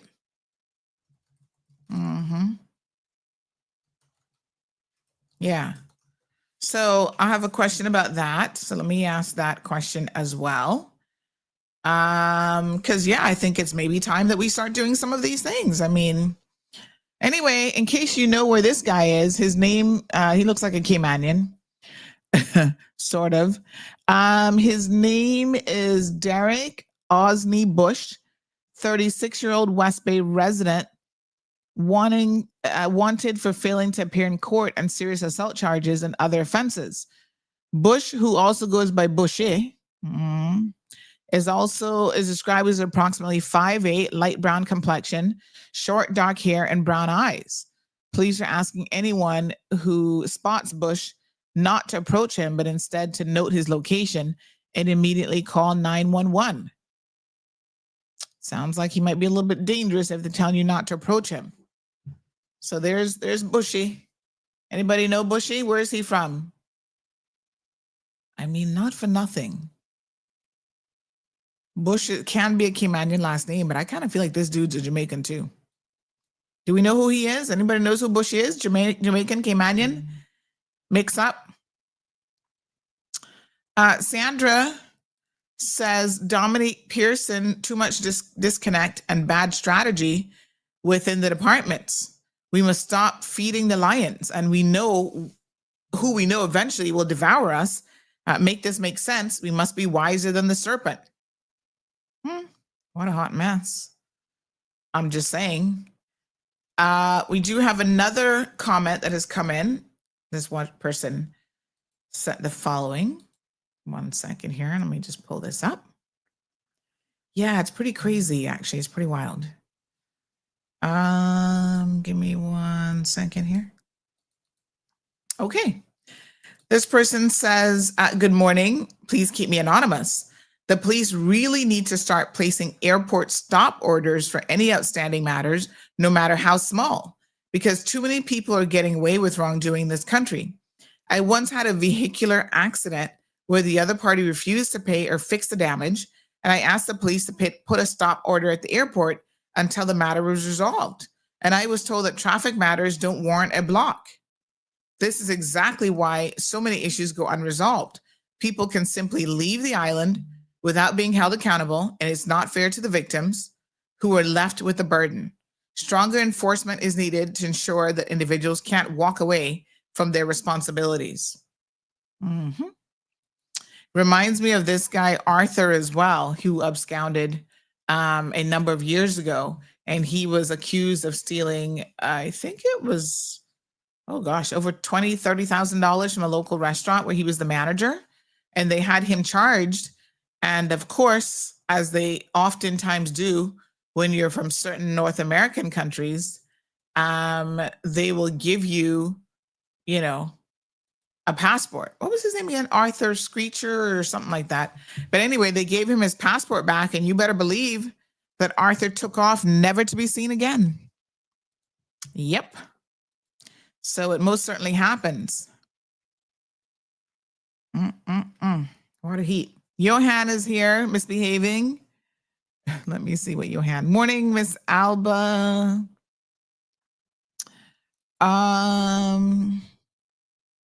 Call a spade, says Fresh Joe. Money spend and clean record run. Lord have mercy. Debbie says Michael just started to deal with immigration. Give him a chance. I'm not so sure this has anything to do with Michael. This is the actual immigration department and how the department is, thinking about things and how they're running things. And now this is a question of CBC, which is border control, as well as certain immigration. The law might be there, Ms. Debbie, but that doesn't mean that there's not ways to skirt around the law. Michael, with his team, will deal with the law, but they all need to be cognizant of how criminals are working around it. Oh, Dominique says, not shocking, just very disappointing, disheartening and disappointing. Minister Miles. Hopefully Minister Miles, again, is speaking to the technocrats, which are the civil servants, to see how we can get around this. Johan says, is this a Jamaica show or what? What happening in Cayman? The show called Cayman Mile Road, CHT. Can somebody slap Johan in the back of the classroom, please? This is a Cayman show, but if you don't believe that what happens in Jamaica impacts us, especially when it comes to criminality, that means, as usual, you're disconnected from the people and you're sleeping in the back of the classroom. Has everything to do with Cayman and Caymanians. Good morning, caller. Morning, Sandra. Morning from the block. Hello, Thelma, honey say hi. child. Hi, Thelma. We got you casted on the TV, so she sits and watches you. Anyways, as somebody who's dealt with that immigration department from 1991 and work permits and everything, I can afford to tell you, they do not check the police records. They never do. The first police record you put in with your work permit application must be from your home country when you're putting in your first one to come here, whether it's a year, 6 month, or a 3 month. That has to come from your home country.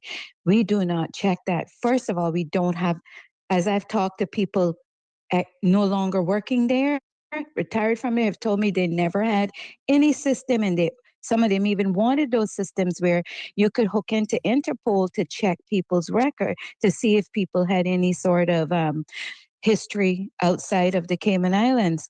The worst part about it all, Sandra, after being in this country for 6 months and you be a good person, even if you came in with a fake police record, got that permit approved and nobody checked, after 6 months of residency in this country, you can go down to our records department and they'll give you a clean one as well to put in for your 1-year permit. So that's how it goes. You don't need to get another one, a renewed one from your home country. You can get one from the Cayman Islands after 6 months of being a resident here. That should not happen. No. I'm sorry, because you came with a fake one. I found fake police records over the years, and all it took for me to find that out is a phone call. You know how much money I spent calling the Philippines, calling Jamaica to confirm people's police records? Why couldn't our government do that? They're just lazy. They don't care. They just, once you get through that 3 months, you're smooth sailing through the country. That's all I can tell you. People walk through the doors, walk onto our shores with fake documentation. I found a lot of that over the years. And if I can find it out as an agency, please tell me, or why our government, who has a plethora of money and resources available to them, why they can't do it. And that's the saddest part. We have people still in this country that we haven't accounted for. 1,500 of them, Sandra, went missing after Hurricane Ivan. We can't find them. We don't know where they are. They're probably still in this country right now. I can afford to tell you, as an agency, moving to the BRAC, bringing people in, they need to come to the BRAC to take up a job. They go rogue when they arrive in Grand Cayman. I can't find them.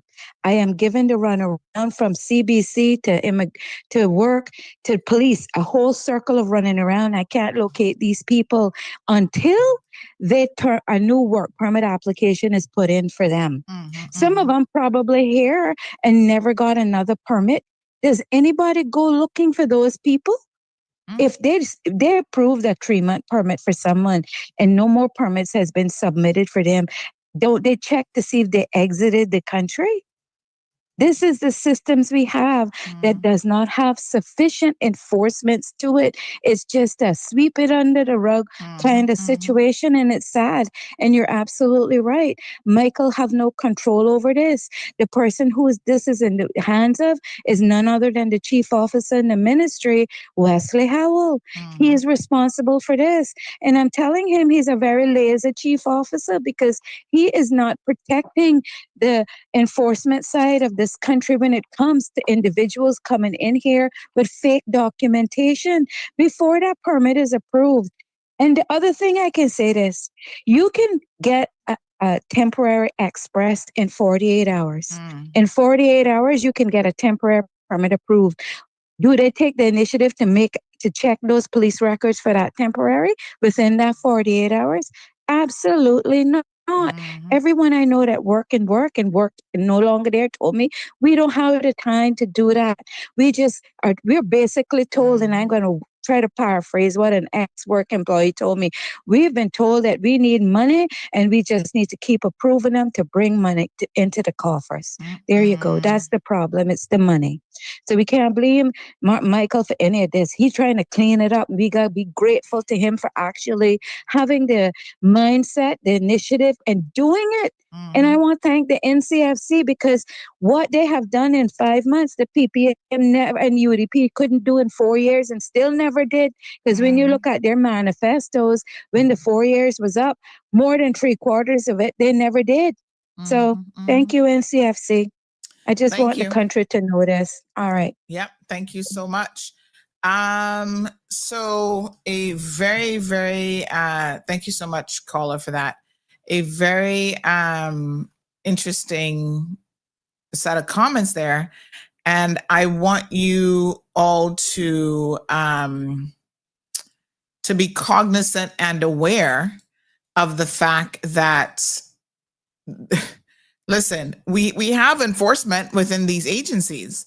And so then the question becomes, as someone says, and I think unfortunately they have their hands their work cut out for them, and sometimes their hands are tied in ways that it really, really shouldn't be. Money should never be the priority over, ensuring that we're getting the right caliber of individuals in this country. It's a privilege to be able to come to the Cayman Islands and work or even visit. And so, yes, I would have thought with again, modern technology being what it is, that it should be a lot easier, certainly, to do background checks on people than it ever was before. Like, you give me a person's name and date of birth, and trust me, I can quickly start to do my searches. But I suspect a couple things are happening here. Number one, the departments that are responsible for these compliance matters and these checks and balances are too inundated with applications. Over 40,000 work permits in this country, more coming on board with all these hotels and whatever, that we don't even know. As she rightfully said, you can get a work permit turned around in 48 hours. Is that enough time to do any sufficient checks? Well, if you're an administrator over immigration, you got a stack of work permits yay high that you're trying to process, right? That's probably more of a rubber stamping exercise than anything else. And I doubt that there is a whole lot of checks being done. I'm just saying. This person says, talk about the Jamaican criminal element. Remember that Jamaican that was killed in Windsor Park after he was deported and returned illegally. Bush was the guy that assaulted the guys by the Strand a few years ago. Yes, he's Caymanian. He's Pablo from West Bay. Well, there you go. Pablo. Ay. Ingrid, they do have a compliance section of all of these things. And I can tell you this will be maybe some,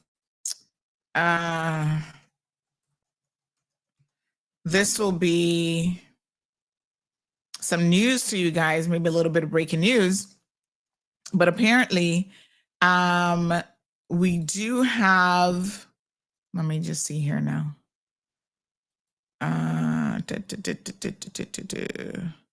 We do have a person who is going to be working in the DG's office, who is going to have the responsibility.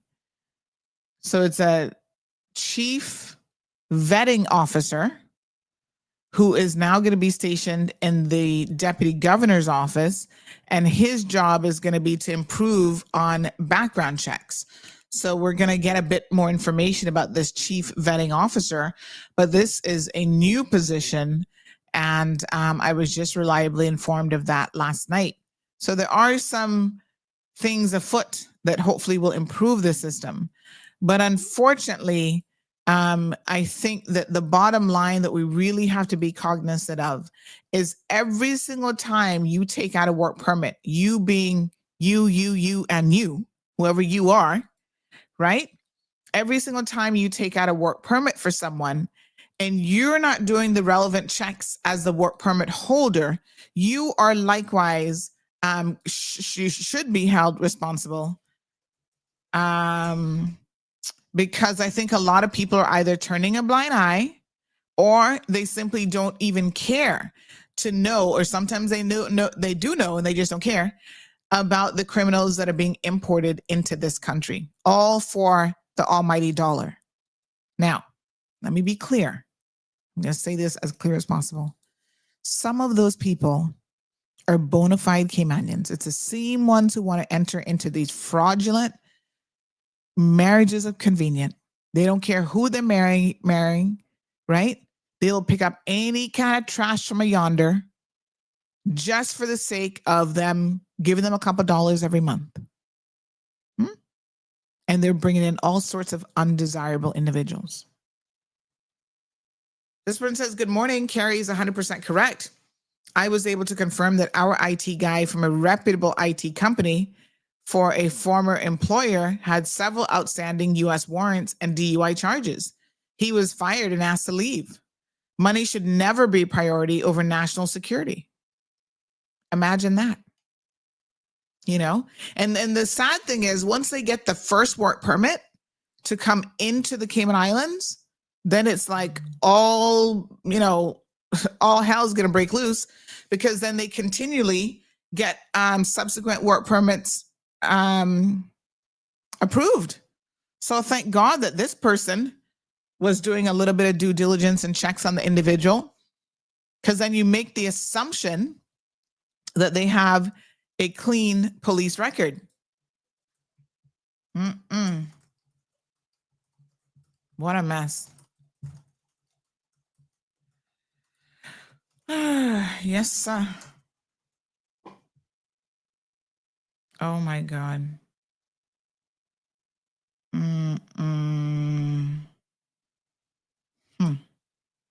Boy, you know when they say time longer than rope?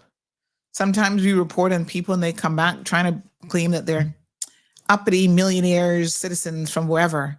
And then you get a little nugget this morning. They're in trouble again. I'm like, ain't nobody surprised by that. Certainly not me. Oh, they always think they're above the law. Lord Jesus, take the wheel. Ay, ay, ay. Okay. What a heat. Yes, sir. That one get hit the press. Can't tell y'all no more for now. We're going to do some checks and see if they actually get arrested properly this time. And not just get out because of money.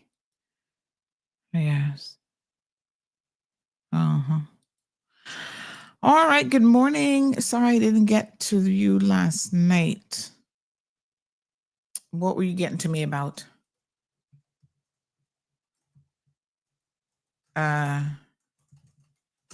Okay. All right. Give me 1 second, folks. Just catching up on a few messages here. I know a lot of you like to WhatsApp me.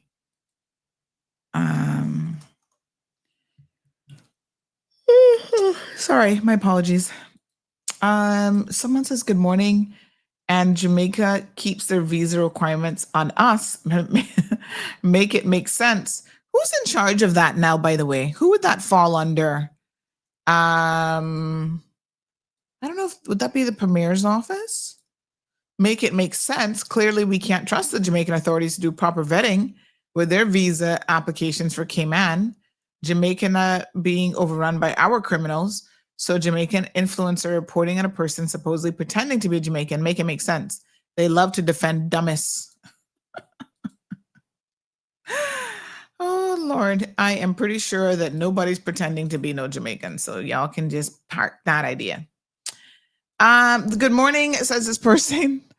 The issue with transient criminals here is that they have family members within WRC, RCIPS, CBC, and multiple other agencies in Cayman. There was an arrest of an immigration officer for harboring a wanted fugitive at her house years ago that disappeared under the radar. Really? Just recently, a police officer took a transport boat back to his home country after getting in legal troubles. Yep. There's also wrong in both cases, but just the bottom of the barrel. There's something wrong, sorry, in both cases, but that's just the bottom of the barrel. There are some, there are more checks, amusement venues around the world than here in Cayman.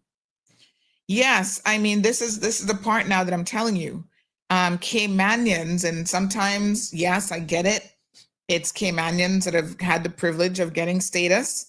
So y'all feel a little bit different about that situation, but they're still Caymanians now. They are allowing every Tom, Dick, and Harry to come in.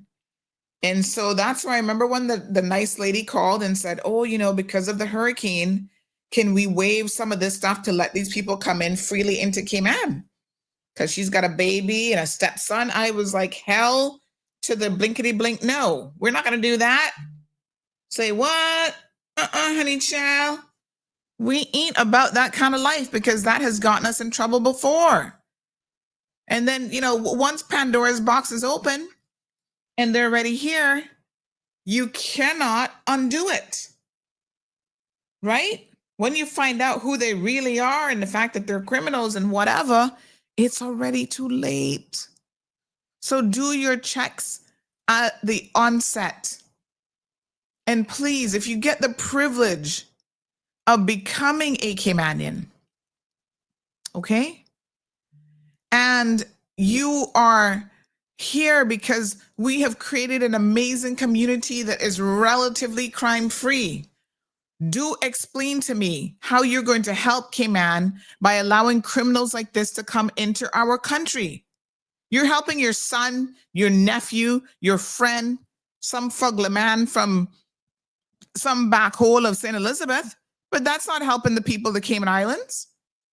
So you all need to stop it. For God's sake, think of your country and how you are ultimately destroying that. I mean, I am just shocked at what Caymanians would pick up. Lord Jesus, nothing of use to nobody. And on top of that, criminals.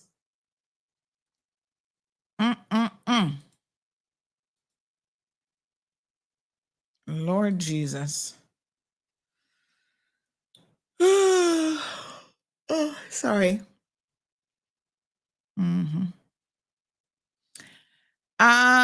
Yes, somebody's asking, are all of the shows available on YouTube for viewing? Yep. Check out the YouTube channel. I'm curious as to what knockings and clappings translates to in English.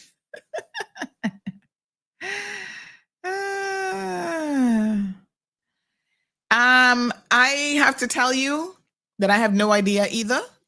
When he first said it again, the caption tool did not pick up knockings. So I wasn't quite sure, and I had to ask Marlon to listen to it. I said, is he saying knockings? I think that's what he's saying. And Marlon could only interpret to tell me, yes, that he was saying knockings. Jamaican family and friends, tell us, what is knockings and clappings? Step up. Oh my God. I don't know.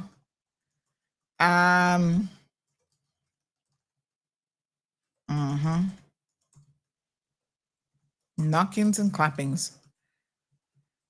It was entertaining listening to it, I must tell you. But I had to listen a few times to kind of correct some of the AI tools, that caption tools allow you to go and actually fix what the person is saying.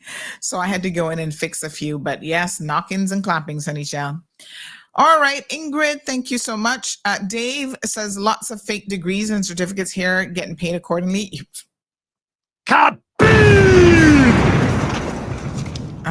Dave. Oh, I think I need, where's that kaboom button? It was a little bit high, so I had to turn it down.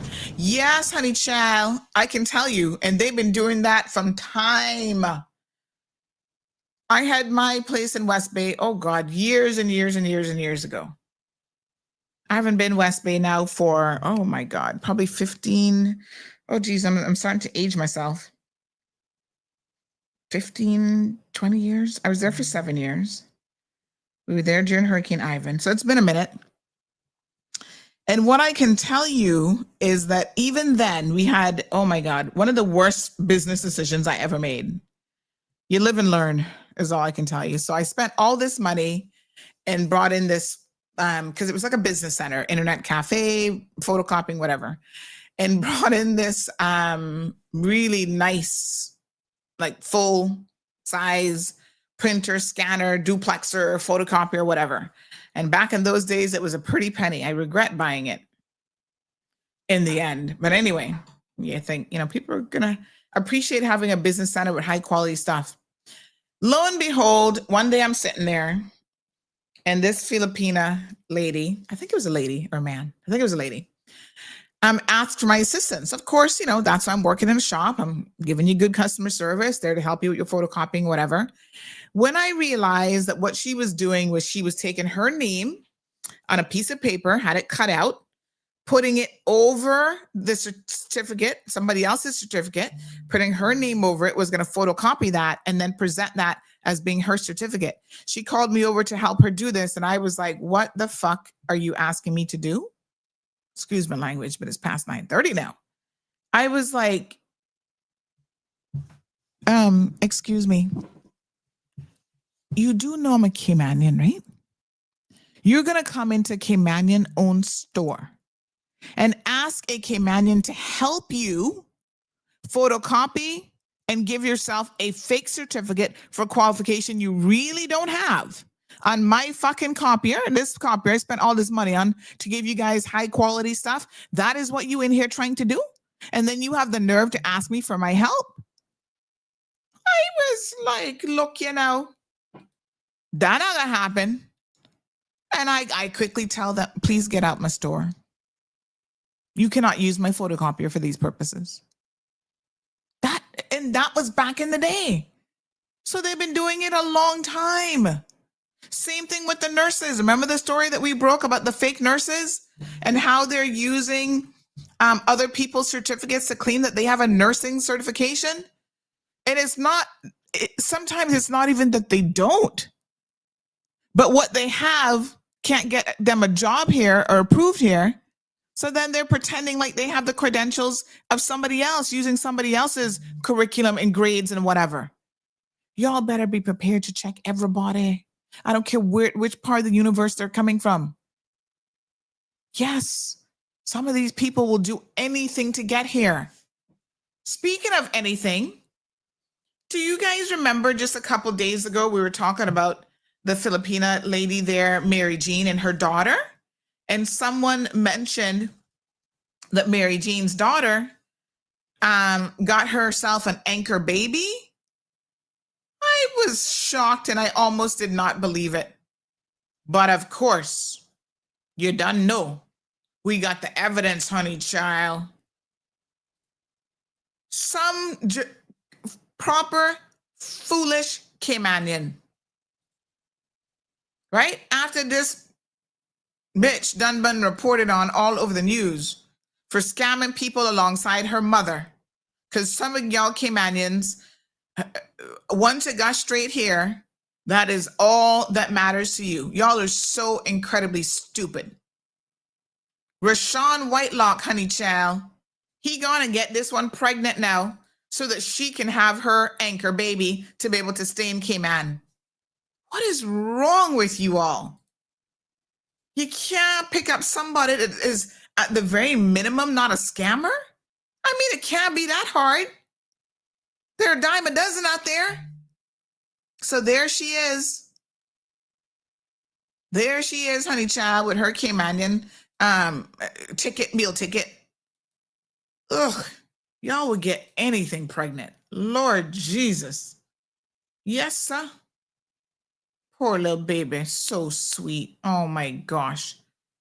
But she just like her mommy, nothing but problems, scamming people. And before long, he can go marry her too like a damn fool. And I hope you can pay that $3,000 that she's already being sued for in court. So this is her. You better make sure you did a DNA test too, if you know what I know. Julie Faye Avorke Makuta. She's the oldest daughter of Mary Jean. And yes, her Caymanian men stupid for a little straight-haired post child. Lord Jesus. Just like some of the women stupid for the Jamaican Gangsters, the rest of y'all stupid once it got straight hair, nothing else don't matter. Wow. Lord Jesus. We need to put a stop to all this. And do you know, now that they're tightening up, the immigration bill is coming, they're going to tighten this up. You know how many are running out right now, quick time, getting their fraudulent marriages done? Stick a pin. Follow me here now. I have a suggestion, and I want y'all to tell me what you think about this suggestion. Until that bill is passed, we should put a kibosh, is that the word I'm looking for? On all marriages. You cannot get married right now. You're going to have to wait. Because they're running in, just like they're running in and renewing the driver's licenses before. That's okay, because the law says within a 6-month period. But they're running in quick time to do the fraudulent marriages before this new law comes into place. So we either need to do either or either, right? We either say, no marriages right now. Y'all gonna have to wait for the new law to put in place. We might have a little problem legally with that. Or we make that law retroactive. Anybody who got married in the last 6 months, because that would have been the time period that y'all would have known about the changes coming, you are subjected to the new requirements. Yeah, I bet you're going to stop them then. What does one say? Bareback says, are you mad because no one wants no personality having Caymanians? Huh? Are you mad because no one wants no personality having Caymanians? I'm confused. What do you mean? Nobody wants Caymanians because they don't have no personality? Then come again. Why are they here trying to get anchor babies for? Why are they lying down with Caymanian men and women if they don't want them? Like, what the fuck? What are you talking about? They don't want Caymanians. They want them to be able to stay in Cayman, though.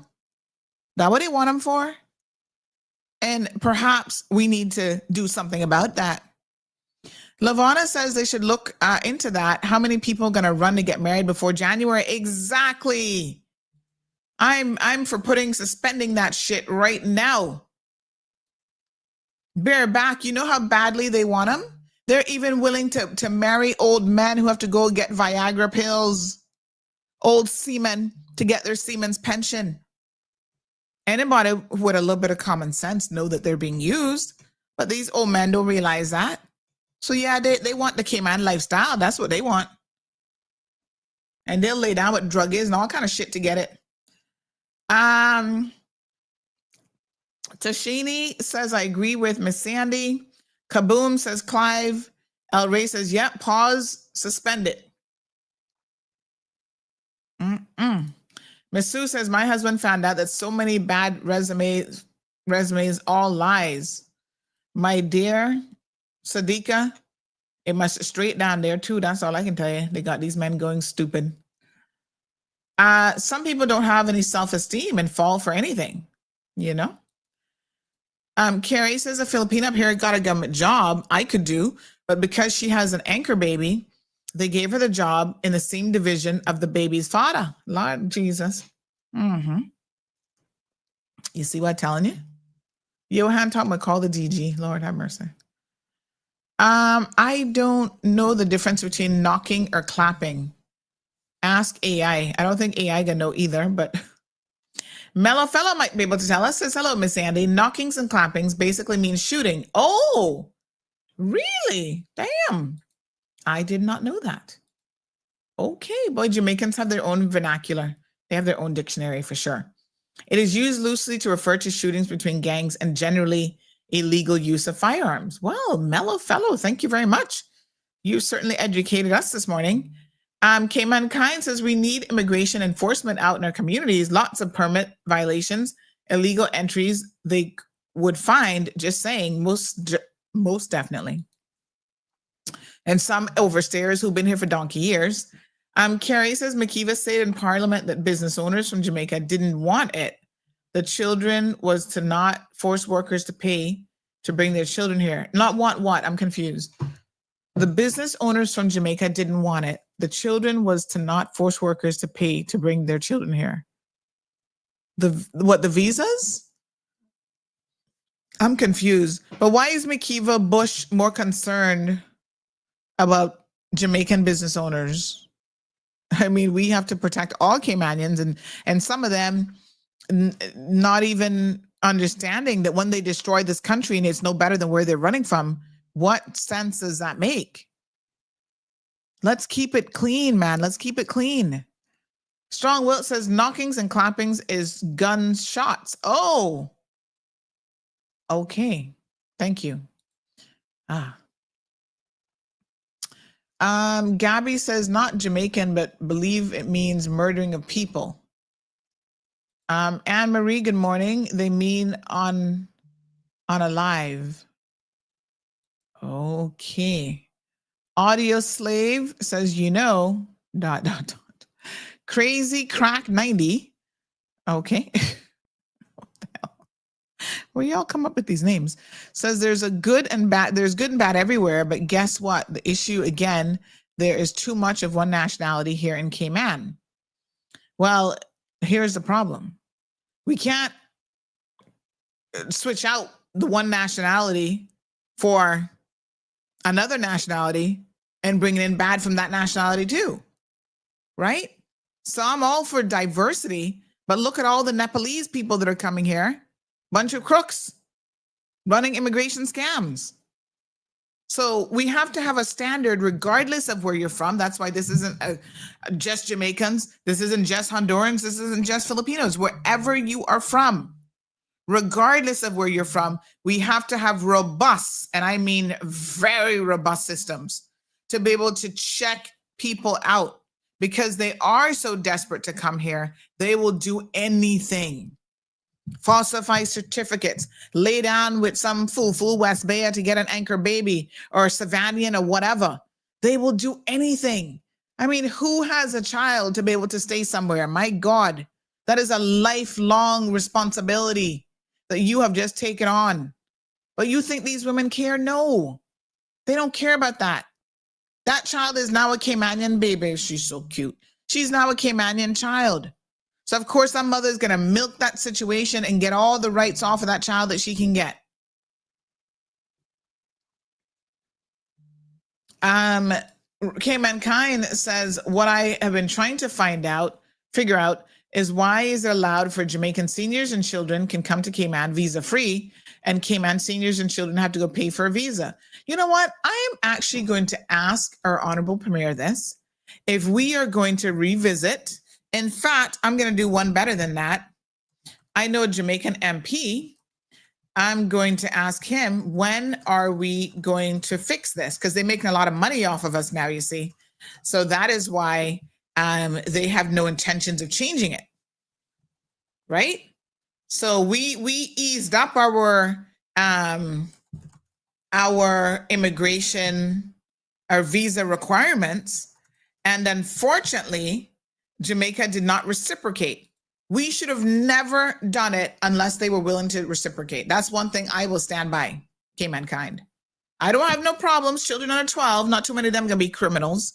So yes, if you're under 12, you can come in visa free. We know a lot of people during the summer bring their children to visit. It's a hardship on them to be able to pay those visa fees. But guess what? It's a hardship on Caymanians too, who might want to go to Jamaica with a Cayman passport and their children are under 12. So what's good for the goose, say it in unison, is good for the gander. So we have got to, to start requesting now that be changed. And I just messaged a minister there in Jamaica, a government minister, and said, when is this going to be fixed? We relaxed. Let me just message him again. Our visa requirements for Jamaicans, but Jamaica did not reciprocate. Don't you think they should?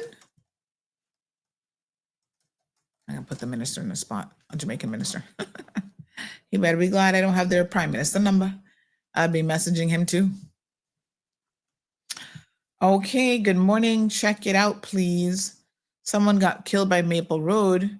Saw police and fire trucks, not confirmed as yet. Oh, Maple Road. That's down by Hospital Road in Georgetown. Oh, Lord.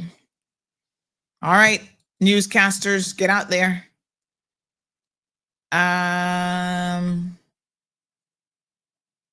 Let me know what's going down by Maple Road. This person says, I'm pretty fluent in Jamaican patois, but that's a new one for me. I got schooled today, 100%. Knockings and clappings.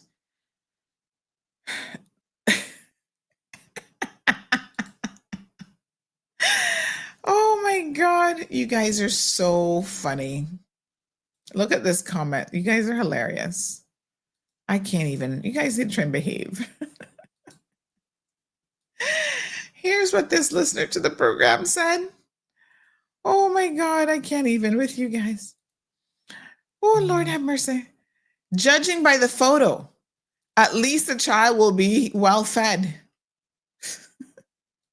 Look at the photo again. Oh God. Yes, sir. Breast milk on supply. Audio Slave says, please don't conflate criminals with regular citizens of Jamaica. Jamaicans are admired all over. maybe not in Cayman. You can't blame the entire Jamaica for your obscured perception of Jamaicans.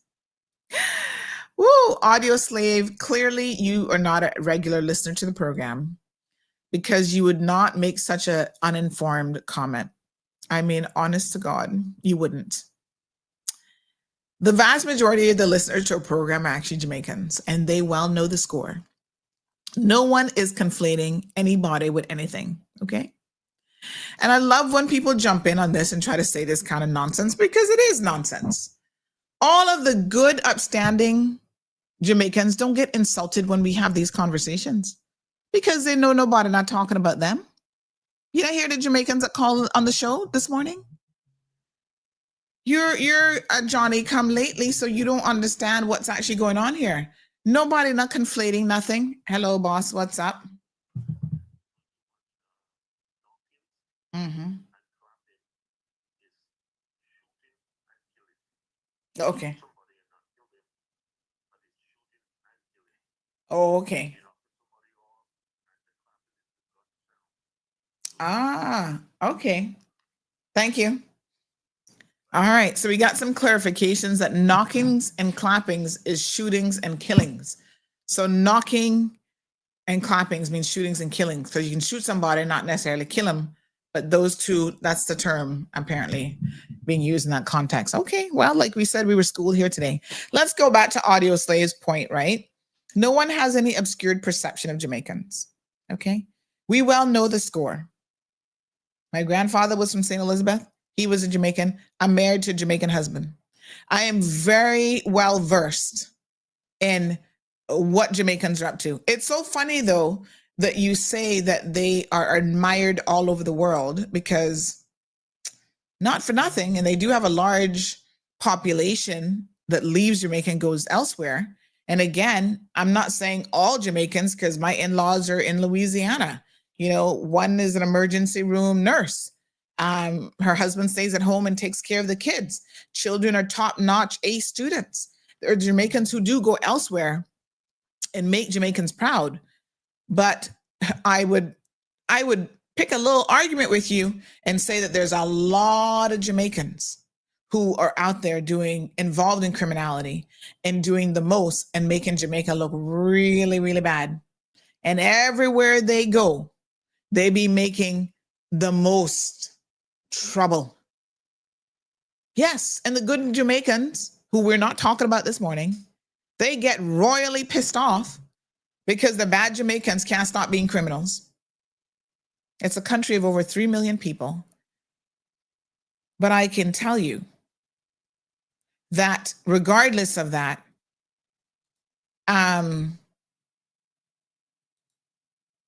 they are, regardless of that, they don't have the best name anywhere that they go. Sorry to tell you that, but they don't. So I don't know what la la land you're living in, but y'all will be all right. Because once again, we're not talking about the good Jamaicans. They don't get offended by this at all.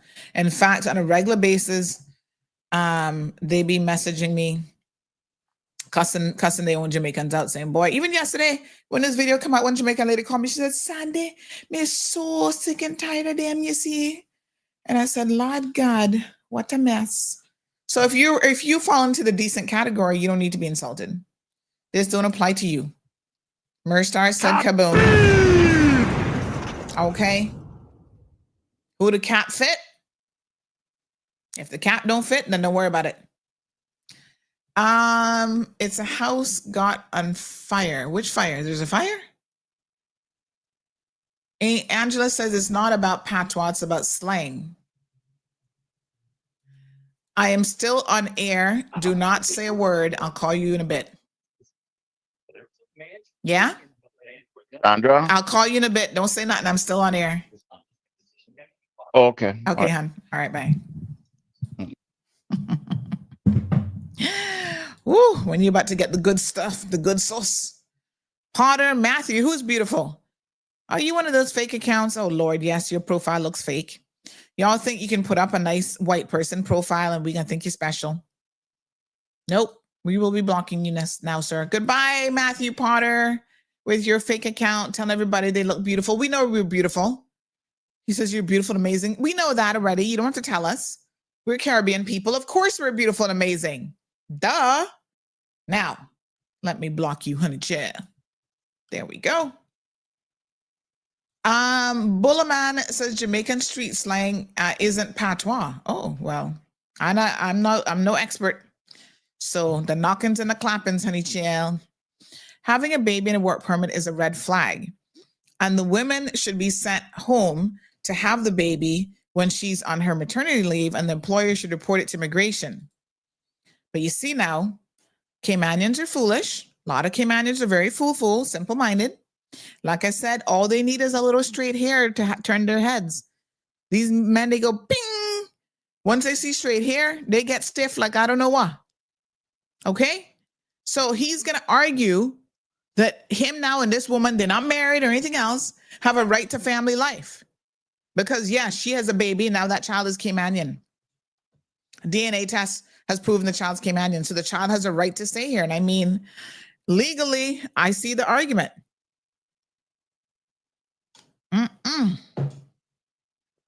What a mess. Andrea says, watch out on castigating Savannah, West Bay, Newland, fool people. But guess you talked about male, don't include me. I'm a female. Miss Andrea, I can assure you that as Caymanians, the foolishness runs from one district from the east straight all the way back to the west. It don't matter. It's the individuals. Once again, we're talking about a certain portion of the population. They will be fooled by anything. The men and women, I kind of feel like are fooled equally, but they're fooled by different things. It's kind of funny, you know, because our men are fooled by straight hair and a low fair skin. The women, on the other hand, they pick up all kind of riffraff. Like the women don't seem to care about the looks. What is that? What's up with that, women? Y'all just pick up any shit. Yeah. They be looking fugly. When I say fugly, I mean fucking ugly big time. And y'all still pick them up. Tell me you got a husband. And you be walking around like you're so proud. When we all know it's a marriage of convenience, you using them and they using you. And you want me posting pictures up on social media. And my poor little eyes be burning mega, putting eye drops because they so ugly. So I don't know. It's kind of weird, Andrea. I've noticed a pattern. Caymanian men tend to step it up, at least in the looks department. I mean, maybe I should rephrase that because some of them don't look good either, but at least they have straight hair. And I guess Caymanians men think that that's a good thing to find a woman with straight hair. That way you can't talk to them, but a Spaniard, you know, oh God, they love a Spaniard. But I have a theory about these things that go beyond the straight hair and fair skin. There are some women, again, when you come from poorer countries, you learn at a very early age how to please a man and how to make yourself available. So let me put it this way. They make any hole available to man to use, abuse, and whatever. And some men are really, some of these Caymanian men are nasty. They're into that sort of thing, perverts. And so whilst a good Caymanian wife not gonna really be doing all of that, they'd be like, no, boy, you can't go there. That a back door, Donna, for what them people from certain countries, they've learned this is a commodity. I got this body. So whatever they want to do with it, they want to throw it up on the chandelier, swirl it around, slap it, whatever. I'm here for it. And so they be making their little toes curl. That's how good they claim the sex be. And so, you know, some people with their little freaky deeka thing going on, that's what they're attracted to. Melanie says the bosses are greedy. They're selling permit space and they have the license merely to do business and no workplace or no jobs. That is absolutely correct. A lot of people taking out, permits for people that they don't have any work for. That I can tell you. We got a lot of cleaning up to do, and ultimately it does begin with Caymanians. We have to protect our own borders because there's only so much that the minister can do. There's only so much that the chief officer can do. There's only so much that CBC can do and border control and immigration, because if Caymanians themselves are hell bent on bringing people in who are not good people, who are using the system, et cetera, how can we expect any better? And I say this from an informed position, because the same thing is happening even in my own family. I see family members, the only people they can marry are Jamaicans. After marriage number 4 and 5, I'm going to say to you that maybe you need to pick somebody else, because clearly you got a problem in terms of the selection of people that you are choosing to marry and bring into this country. So, as a result of that, and we know these are marriages of convenience. If somebody is on marriage number 3 or 4 from the same country, these marriage officers need to say, I'm not marrying you. I don't know where you and go to get married. Because the other thing is, if the marriage officer refused to marry you, what are you going to do? Immigration needs to say, no, TD. Marriage number 4 and you still in your 40s? All Jamaican men? We don't know what kind of kibosh thing you going on here with, but this is not adding up. These are fraudulent relationships. And then every time they're ready to divorce them, oh, you got to kick them off the island because of this and that and whatever. Really? Why the frig you brought them here to begin with? That is the better question. So you see, the problem is Caymanians, you are your own worst enemy if you're engaging in this kind of behavior. And like I said, Miss Andrea, if the cap don't fit, then it ain't got nothing to do with you. You can just sit back and listen.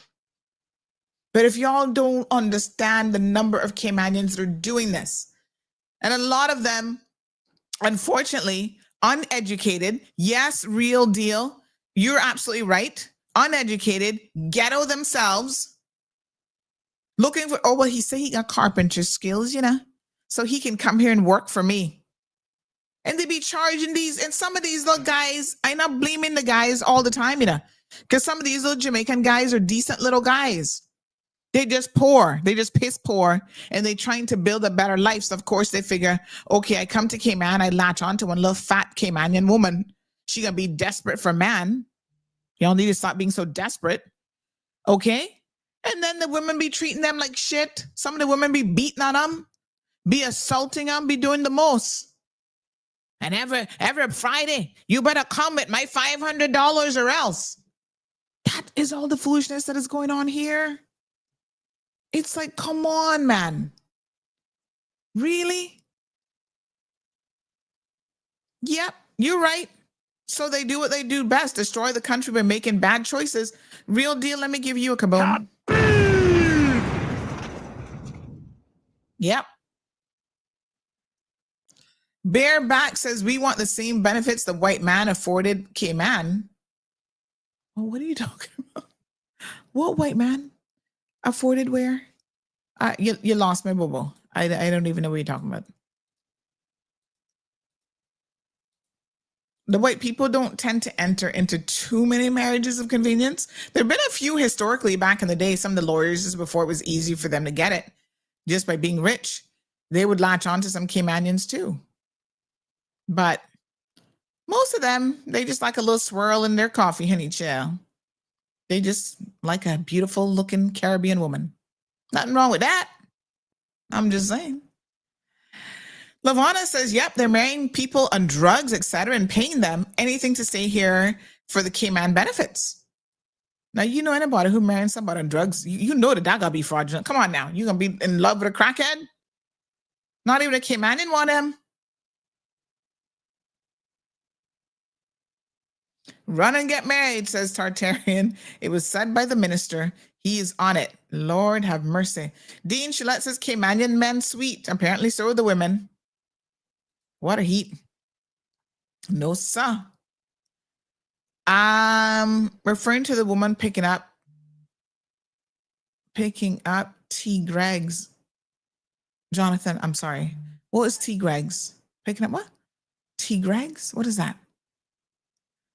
Ven says Caymanian men love Hondurans. They love anything with straight hair. It don't make no difference what it is. It could be like literally a monkey. Once the hair straight, and then, you know, like I said, they make them do whatever sexually. These Caymanian men is all for it. Strong-willed. I gotta find that video of myself again. It's sweet, it's sweet, it's sweet. Trust me. I gotta ask my friend at 345 for that video.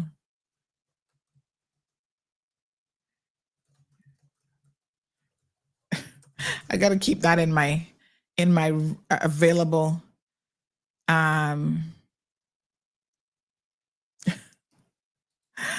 Oh Lord, Flora says skin color, Coca-Cola body as well. Poor them. And you know, the thing about it is they're not gonna be, most of them, this is just a transaction for them. So they're not gonna be loyal to you. Some of y'all be burying them and they're younger than your kids and all kind of foolishness.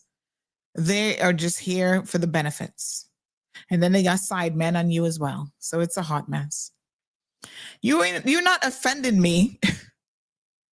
You're not offending me at all, Audio Slave. I'm just letting you know what we know, right? And a lot of us have very, very close connections to Jamaicans because historically, Caymanians have Jamaican family, married to Jamaicans, et cetera, et cetera. So not that you're offending me, but I just want to set the record straight because unfortunately, a lot of people get that wrong. They think that we don't know the score and we don't know good Jamaicans from bad Jamaicans. We know the difference.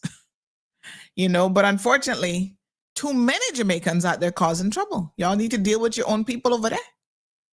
Let's be honest now, it's not the safest place in the world. At one point, it was the murder capital of the world. Sort your own shit out, but we can't help you sort your shit out. That's the point I'm trying to make. And I don't care where you're from. You understand what I'm saying?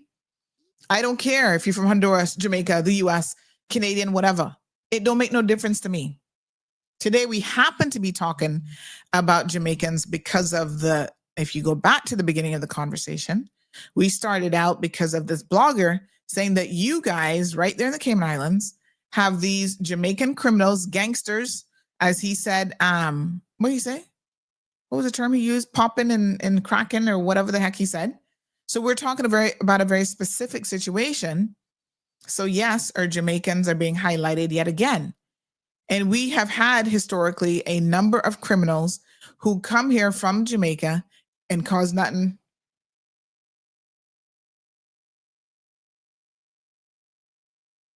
I had to get some water. Cause nothing but pure trouble. So we know what we're talking about. Even a police officer wanted for murder, ran from Jamaica and came here and got a job as a police officer. So we know what we are talking about. We had a next police officer. You know how many police officers? All Jamaicans, I should add. One was scamming some little old lady out of her house. He's serving jail time. Him and his wife, because she was stealing from people too. Right? And then the next one, he was involved with a Caymanian criminal, West Bay, threatening witnesses after he murdered his own son so that the witness would not go and testify to the police. They sent a Jamaican police officer to deliver the message to the witness that if you talk, you done for. The majority of drug boats that are coming into this country are coming by way of Jamaica. And yes, our no good son of a bitch Caymanians out there helping Jamaicans bring drugs into this country to destroy this country. Nobody is living in La La Land on this program. We know what the score is. We know who of our own up to no good and causing trouble. And the one criminal element they will work with quicker than anybody else are Jamaicans. They're right next door. 45 minutes by plane. So they're working with them and bringing the drugs to Cayman, left, right, and center. They're working with them in fraudulent marriages, fraudulent work permit schemes, et cetera, et cetera. But I'm not excluding anybody. You say you travel the world and Jamaicans are admired. Well, I mean, I guess we'll have to see admired for what? For your music? I mean, when you're in a DJ booth, of course they're admiring you then. There was just a story the other day about this Jamaican who got deported. He's one of the ones getting deported from the US and they sent him to Africa. I'm like, why are they sending this dude to Africa? Send him back to Jamaica. That's a quicker flight and cheaper too. Let me see if I can find that one for you. You know how many times we report on Jamaicans in the States involved in all kind of criminality, molesting people, children, doing all kind of stuff? I'm just saying. Nobody not trying to insult Jamaicans, but let's just say that, you know, they're out there doing the most. They're not the Jimmy Cliffs of the world. May he rest in peace. 81 years old. He was admired. People like him put Jamaica on the map for all the right reasons. Colin Powell. Yes, people like that are admired. But there's far more out there making poor decisions and making the country look bad than there are the good ones who are making the country look good. And we report on as many as we can, good and bad. Don't take no insult to it. Country look bad. Hello, caller. Turn down your radio for me, please. Good morning. Good morning. How are you? I'm good. And since you're naming out Jamaicans, well, we name them all, but let's continue. Let me add one to that, please. Could I add more? Sorry, say that again. His father, Sorry. Professor Harris. Professor Harris. Who's Professor Harris? Kamala Harris's father. Oh, yes. Mm-hmm. Oh, yes, of course. Yeah, yes. There's plenty that have done amazing things. That's right. You know, we report on them too. So now I tell people, don't get insulted. If it doesn't apply to you, it don't apply to you. Yeah, and I mean, let's be fair and apply common sense. We can't put everybody in the same grab bag. Exactly. But I would say to every Jamaican what their own have said to them. Mm-hmm. They have given themselves the brand they now have. And that's not just in Cayman. Mm-hmm. That's everywhere in the world. They need to accept that first, and they need to deal with that. Don't hate on us. Don't hate on anybody else. Mm-hmm. They get deported from the UK. They get deported from the USA. They're blaming us for that too. And why they get deported from these places. Exactly. Certainly not because of anything that we did or say. And those places could accommodate them.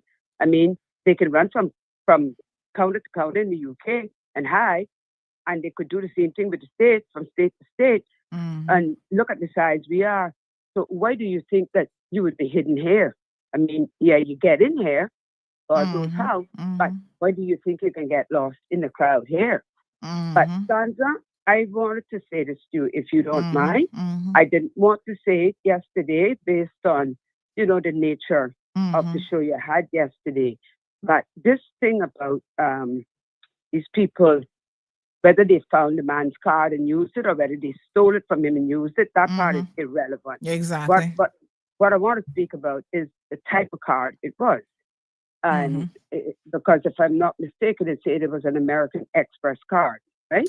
No. Well, let me tell you now. The American Express card, they couldn't use. The one with all of the charges on it was actually a CNB card. And, you know, when I spoke to the card holder's wife, I said to her, I said, normally CNB is pretty good about verifying transactions and whatever. And I said, let me ask you a question, but I guess now Christmas time coming up, they know people shopping. I said, do you have the option on your phone? Because I have it where when you use your CNB debit or credit card, you are immediately notified. And she said, no, she was not aware that CNB even had that option. Oh God, if you have a CNB debit card, turn this on, or a credit card, because you get an SMS message in real time. I mean to tell you, that's why a lot of them say, oh, do you need your receipt? I said, nope, I got it on my phone. As soon as that transaction happens, it comes right in. I know, because I mean, I bank with CNB as well. Yes. And I don't just get I get the email and the SMS. Yes. Because sometimes if you're traveling and you don't have your SMS on, you want to make sure you can get it. Absolutely. Well, like I said, I'm old school. I like to cover things. And when it comes to auditing, you got to be very careful. But anyway. They were not successful with American Express, interestingly enough. Okay. But what I wanted to speak about is the American Express card. And this the Bank of Nova Scotia is the agent in Cayman and the Caribbean for American Express. Okay, and I realized they have not notified merchants here in Cayman that they need to be extremely careful now with anybody coming to them with an American Express card. Because I may have said this on your show already, but anyway, all people in the Caribbean, or unless you are an American living in the Caribbean and you still have the Social Security number, you don't have an American Express card anymore. So if I came to your store and I was trying to make a purchase now with my American Express card, you should, and they should do it with every card. I don't know why they've stopped, but you should ask for an ID. And if they had asked for an ID with these people, these cards, that would have been stopped at the first store they went to. But I'm noticing that no one is asking you for an ID anymore, regardless of what card you're using. And that could be once upon a time when there were 40,000 people in Cayman, that and everybody knew who everybody was. They were asking you for it then. They're not doing it now. And the danger with it is now you don't even have to enter a PIN number on those cards if you do the touch. Okay, you can actually bypass that PIN number. So when people set out to scam, they've done their homework. They know what they're doing. But just to say to anyone who might be a merchant that is listening, be extremely careful with anyone coming to pay you with an American Express card. Do your due diligence and ask for an ID. And also, maybe you should check with Bank of Nova Scotia and find out what is the information that they should have published. Because no one without a Social Security number now can have an American Express card. And I think by now, everyone that had one, that it has now been canceled because they were doing it in quarters, depending on the alphabet of your name. So in other words, somebody like me with A, I would have been in the first catchment. And then it went down, down, down. So, yeah. So, I mean, I don't know. You don't have to say on air, but I imagine that you might have a Social Security number. So if you had one, you would be able to retain yours. And even if, you were notified, you could reapply because you do have a U.S. address you can use along with that Social Security number. Interesting. Yeah, that's why a lot of those stores, you can't get a card with them anymore because you need that Social Security number. That's boss in the U.S. Oh, yeah. And if you don't, it doesn't matter where in the world you come from. And they look at you and they ask you for Social Security number. And you say, no, I'm not American. I don't have it. Automatically, that raises every red flag for them. Because they obviously don't. It would surprise you how many Americans don't know that America is not the world.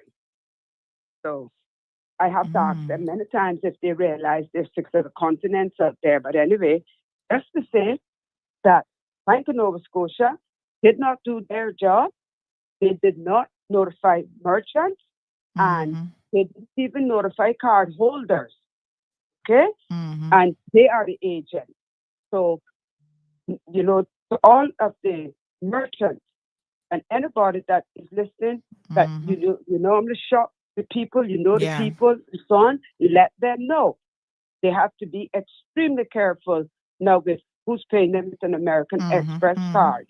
Yeah. Because the thing is, they didn't ask you back for the cards, So, for example, I can use mine as an example. The expiry date on my card is still good. So I could take it and try to use it, or someone could steal it and try to use it. Hopefully it would decline because the account should be closed by now. But just to say, they didn't say send the cards back or do a video call with you and say, cut the card. We need to see you cut up the card. You understand? Yes. So wow. The merchants need to protect themselves. And the good thing about American Express is that their security system is a lot better than Visa or MasterCard. Because wow. Because just to say, if I was purchasing something and using my American Express card, and it was somewhere that I didn't really shop with a lot, or it was a first-time purchase, they would not approve that. No, they would hold it, and they would say, the merchant then would come back to me and say, we're not getting approval on your card. I knew exactly what that meant. American Express wanted me to call them to verify that that was really me making that purchase. And then once they heard from me, they did the back. Yeah. Unlike Visa and MasterCard, and people do not know this, once that, this is not Cayman National Bank that is approving that charge. That is the CIS, the Central Information System. That is where that gets approved. And where you, the customer, is going to end up on the losing end is if someone has made a purchase and the merchandise is now in your possession, the merchant is out of pocket. So the merchant is going to fight and say, no, you approved it, my merchandise is gone. So more than likely, you may not get your money back. Okay? Now, if it's an online thing and the merchant hasn't yet sent the stuff out and they catch it in time, now you're okay because you can get your money back. So I say that to say, please be very careful with your cards. Make sure you know where your cards are. Even if you got to hold up the line. Anna, put your card back in your pocket, your wallet, whatever you keep it in, and make sure you know where it is. It amazes me how many cards that I see you posting. Yeah. Oh my God, that's crazy. People have lost. It is so crazy. All right. Thank you very much, caller. All right. Okay. Absolutely. So we got to tell you guys about a special being brought to you by Digicel. So of course, if you're in the market for a new phone, Black Friday specials are here. Honey child, today is Friday after all. Ah, Christmas, the season of love, laughter, and just a little bit of chaos. Sometimes the ham has other plans, and sometimes the road to Christmas cheer feels longer than the 12 days themselves. Was it 3 eggs or 4? Better call Granny, she always knows. And of course, what's Christmas without a little potluck drama? But in the rush and the mix-ups, it's easy to forget what matters most. That's when the magic of connection happens. Because after all, Christmas isn't about perfection, it's about real connection. This Christmas runs on Real Connection. Only with Digicel. All right, folks. So Digicel has some amazing specials on for the holiday season. There's some Black Friday deals that you need to be made aware of. So we've got the select new phones for Black Friday. You can do both prepaid and post. It's for both prepaid and postpaid customers, both new and existing customers. I know some of the postpaid customers always complain that they don't get a deal. Well, apparently Digicel has you taken care of, honey child. Listen to this. Massive phone savings up to 60% off. You can get a Samsung A26 for just $115. That's a savings of 50%. And that's with your 5-day plan included. You've got the Samsung A36 for only $215. That is a 50% savings right there. And you also get a 10-day plan included. Then you have the i4 15. Sorry, my apologies. The i4 14 on sale for only $395, and that is almost 50% off with a 30-day plan included. So that is for prepaid customers. And then, of course, like I said, postpaid customers, you're not going to be left out. You can upgrade to the new iPhone 17 with 256 gig of storage for only $999. And that is over 60% off of the regularly priced $1,500. That's the new iPhone 17. Nice. And for those of you who are in good stead with them on your postpaid plan, you can get financing available for existing postpaid customers. So listen, this sale is going to be running now November 27th. That was yesterday through Tuesday, December the 2nd. You've got until Tuesday to grab one of those deals. In-store locations only. You've got Cayman Bay, Waterfront in Georgetown, and Countryside locations. And of course, some terms and conditions do apply, and that is while supplies last. So if you're looking for a phone for Christmas, Digicel has got you covered. They say pop into the store and get one of these specials now.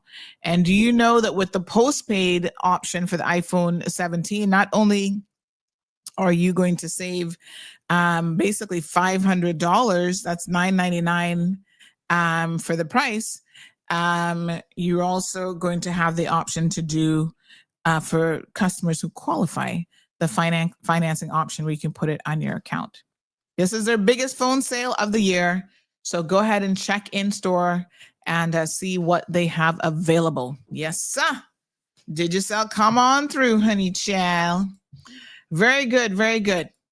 All right. So thank you, Miss Brenda. Some wise words there about how to protect yourself. We have to do these things. We have to be smarter about saving a little bit of money.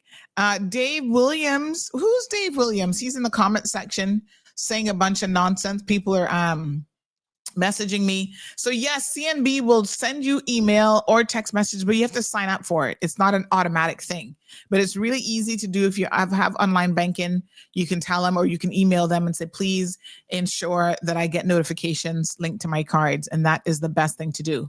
Nadir, good morning. Oh, Nadir, how are you? Did you make it to America? Are you still en route, or did you get to Trump yet, to Trump land? He was trying to get to the US. He left Cayman. Nadir, ¿cómo estás? ¿Cómo estás? Buenos días. Why are people triggered by Caymanian men? I don't know. Let's go back to Dave Williams. Apparently, he's an expert on Caymanian men and relations. He says, let me say this based on my observation. Okay. A lot of Jamaicans actually gave some Caymanian the opportunity to have companionship, family, and financial help because no other nationality want to be with them, especially their own Caymanian men. Lord Jesus. No, Dave, you did not have to go there. I can assure you there's lots of people out there that you can find for companionship. Trust me. And as someone who's married to a Jamaican husband, I didn't marry him because I was looking companionship. I had options, and I had a lot of options.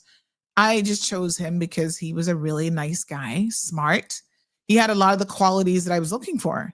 So being Jamaican wasn't a criteria one way or the other.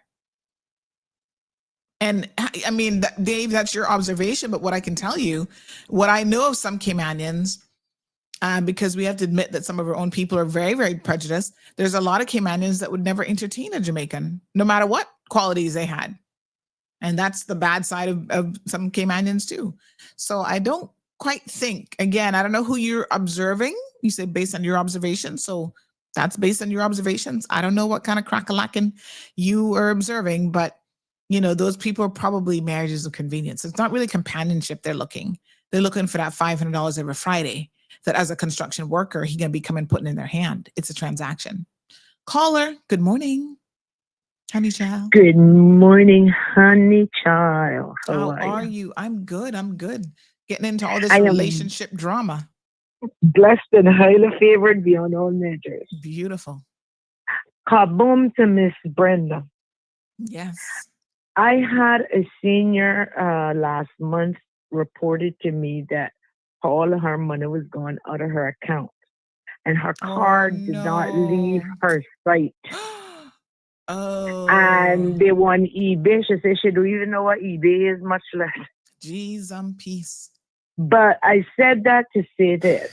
I went to the supermarket this week and I purchased some stuff and I used my card and they didn't even ask for an ID. Yeah, they're not That's doing not. that. I've been speaking to people here and lately. Yes. Up to last night, I went into a convenience store and they just what do you call it? Tap my card. Didn't even ask me I have an ID to compare to this card. And that's where people are getting away with robbing people when they steal their cards because IDs are not required here anymore, which it should be. And I would ask each and every store owner to have their workers request IDs when they are using cards. When it's a card transaction, may I please have your ID? That would also help and defrauding a lot of this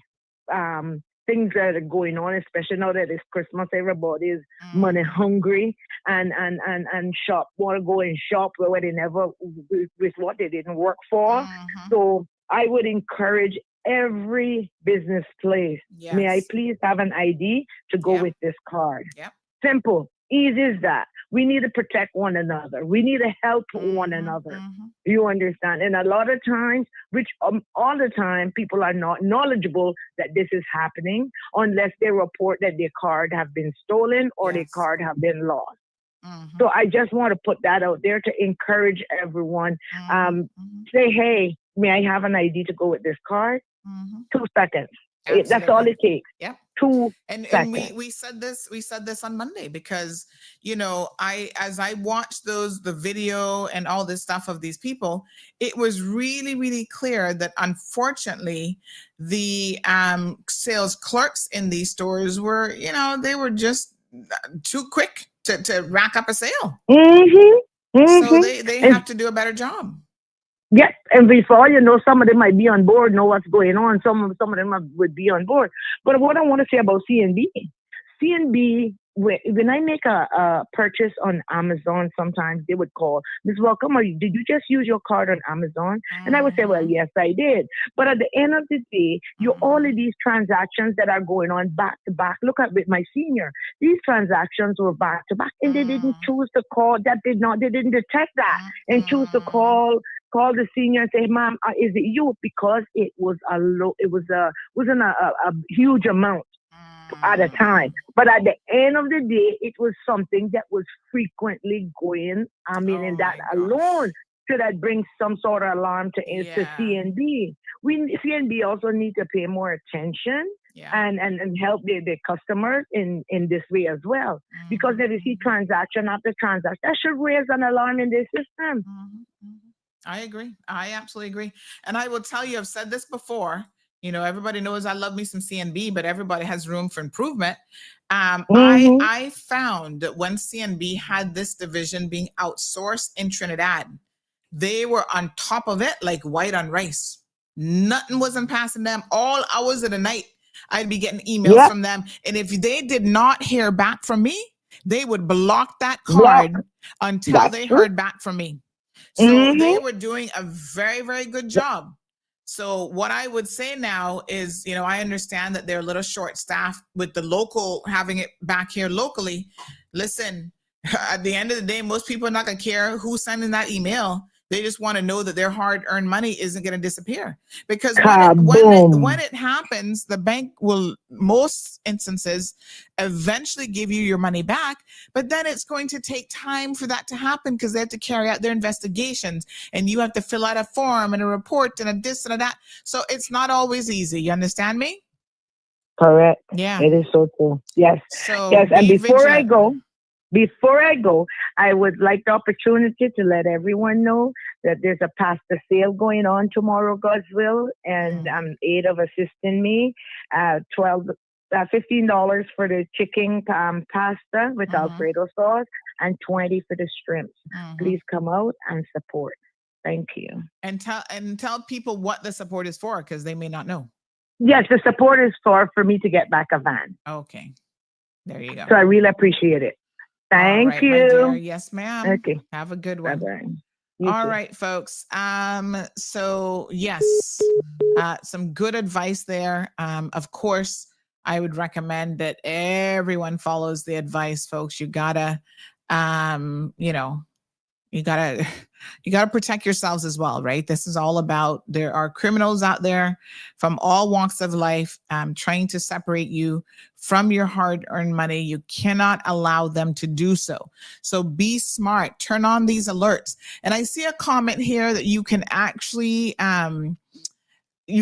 set with the bank how much the tap and go amount is. I didn't even know that. So I think that I need to reach out to CNB. I don't know what mine is set at. I thought it was actually the merchants themselves that decided how much they would allow. Because when I go to the States, I tap and go and stuff, and it's like tap and go and gone. So I'll look into that, because I didn't know that it was the consumer who could actually do that. So I'm glad you mentioned that. Thank you so much. I'm going to ask CNB a little bit about that so that we can be in a more informed position. Because again, as we always say in the Caribbean, an ounce of prevention is better than a pound of cure.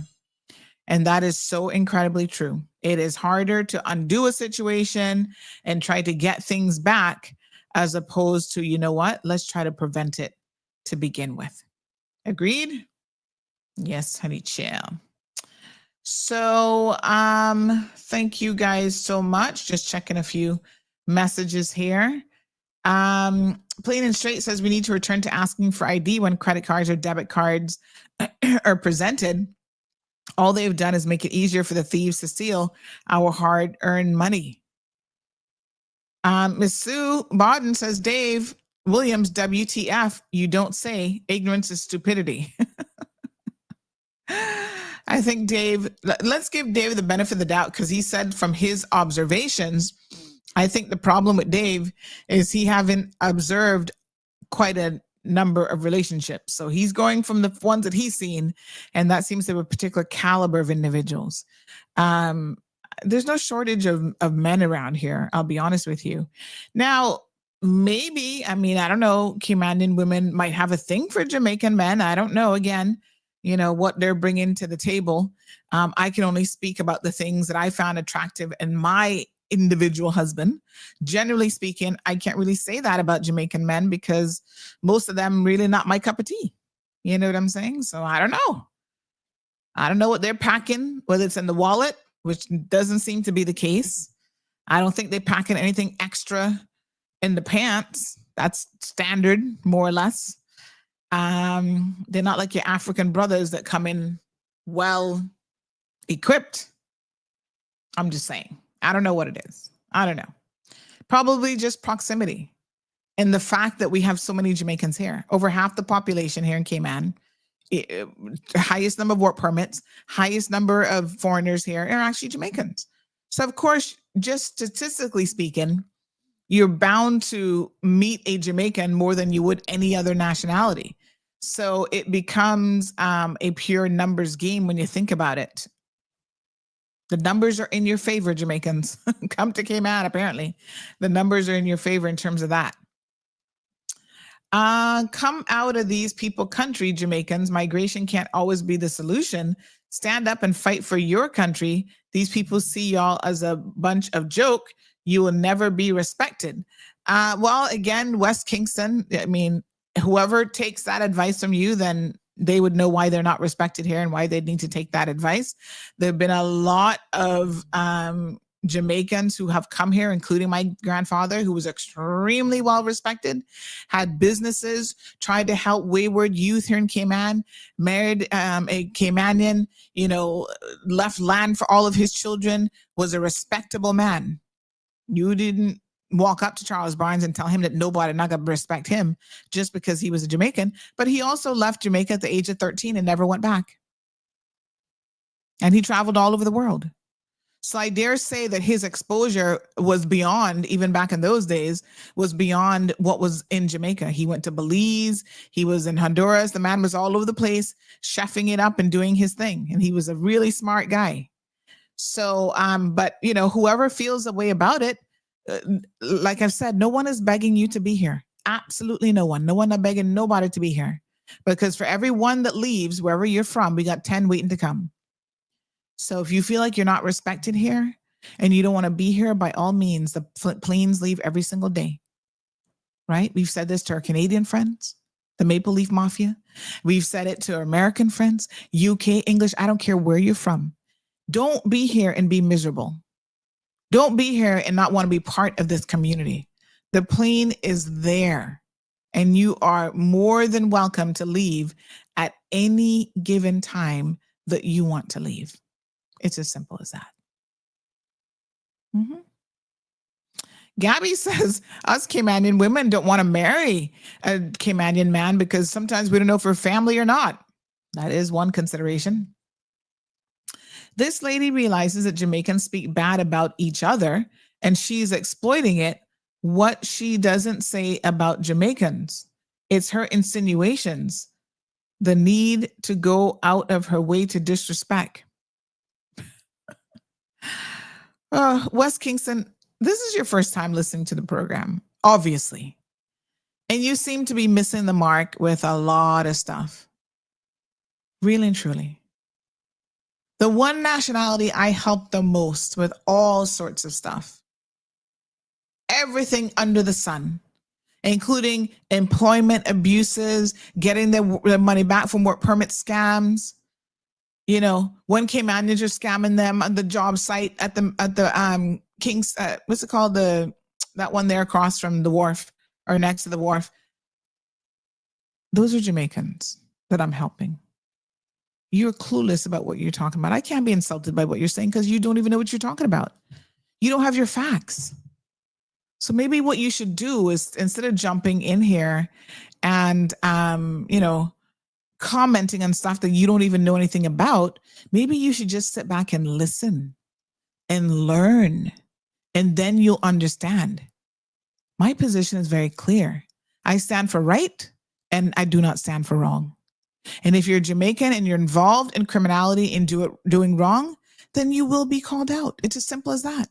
And if you get offended by that, then that's your business. Like I said, you certainly don't have to listen to the show. You don't have to be in Cayman. You can leave. And to all the sensible, good Jamaicans who are doing all the right things, right? Including my husband, including all of our friends who are Jamaicans, then they're good to go. My goodness. Y'all be getting up in your feelings. And I notice that when you get in your feelings, there's normally a reason why. Like I said, who the cap fit, you wear it. Anthony says it's all in the lies and entertainment, Sandy, nothing else. They got the Caymanian women fool. Well, apparently they're already fool.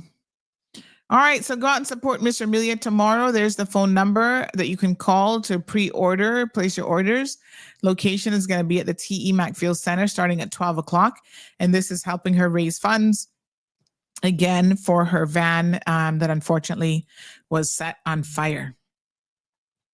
Gabby says, Jamaican men ain't my cup of tea. My husband is from Honduras. Okay. Trisha says, what I don't get is why Jamaicans take offense to hearing these comments, period, when it's all true. However, it's not all Jamaicans are like anywhere else, but it's true. Come on. You know what is so funny, Trisha, is they themselves, you go on any news website, right? Right now, if you go to Facebook, let's go to Jamaican Cleaner. You're going to see that they will have a day. There's hardly ever a day that a murder didn't happen. They celebrated the other day because they finally had a 24-hour period with no murders. Okay. But every day they've got murders. They've got all this drama and stuff going on. They be in the comment talking, saying Jamaicans are the worst.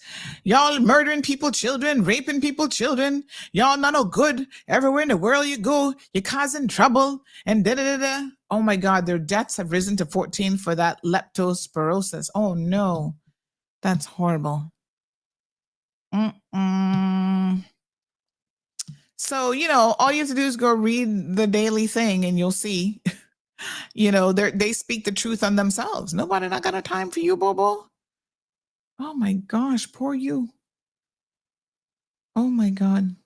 Congratulations. They actually had a telethon that raised over $65 million for Hurricane Melissa victims. So that's good news. Oh, the poor children are stressed out from the storm.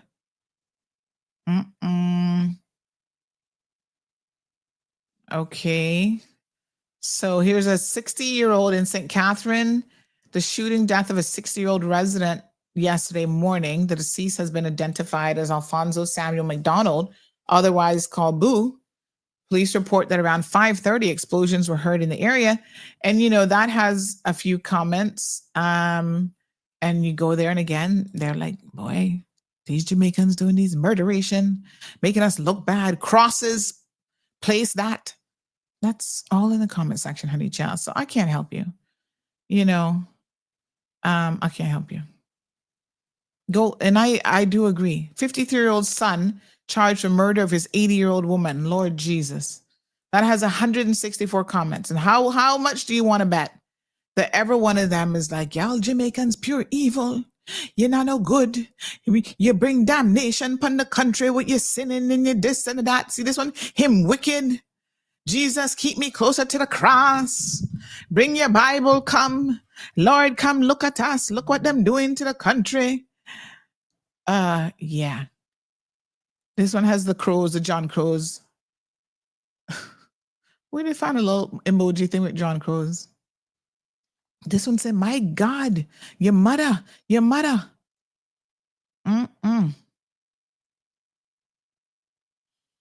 This one said, I'm wicked. Taking people life, them. Oh, Lord God, mercy, your mother. Lock him up and dash away the key. You know. Miss Stacy, is that you laughing at me? Don't be laughing at me with my Jamaican accent. Come on now, give me a little credit. China sends medical team to support Jamaica's hurricane recovery. Oh, that's nice. The Chinese trying to come in. Oh, Lord God. All right, you'll be fine. You'll be fine, sir. Howard Fraser, this woman is so hateful. Which woman? You certainly cannot be talking about me. But that's your opinion. You'll be fine too. Since this new law was mentioned, I've heard many men say that they're not gonna stay. Right off, that tells me that they did not get married for the right reasons. Yes. Then go. You can go. It's fine. Doesn't matter. Like I said, everybody can go. What do you want this woman, Sandra, to do? Fight fairly, not the one who has no opponent against you. Wait a minute. What do you want this woman, Sandra, to do?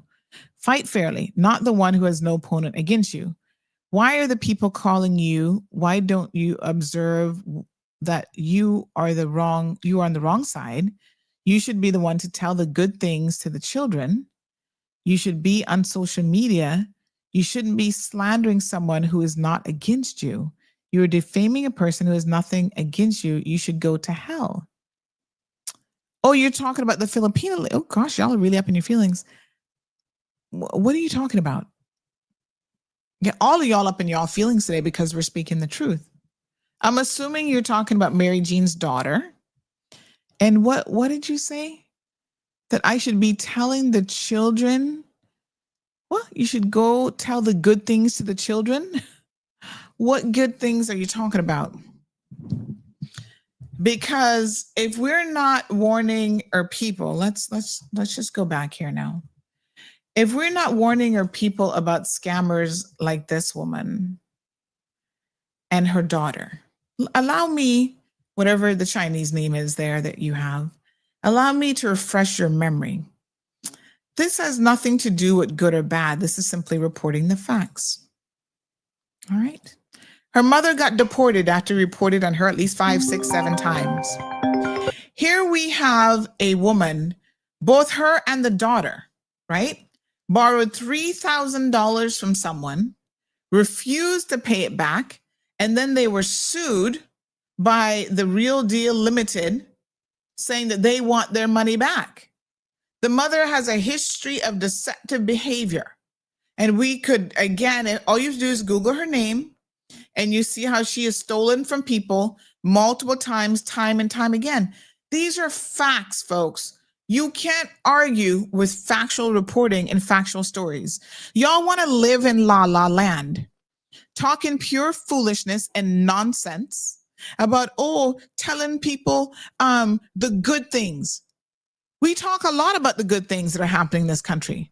But do you think that we're going to ignore those of you who are abusing our system, who are taking advantage of these foolish men just because your hair is straight and having these anchor babies just looking to stay here? You know how many babies her mother had here and none of those were for her husband all the way back in the Philippines?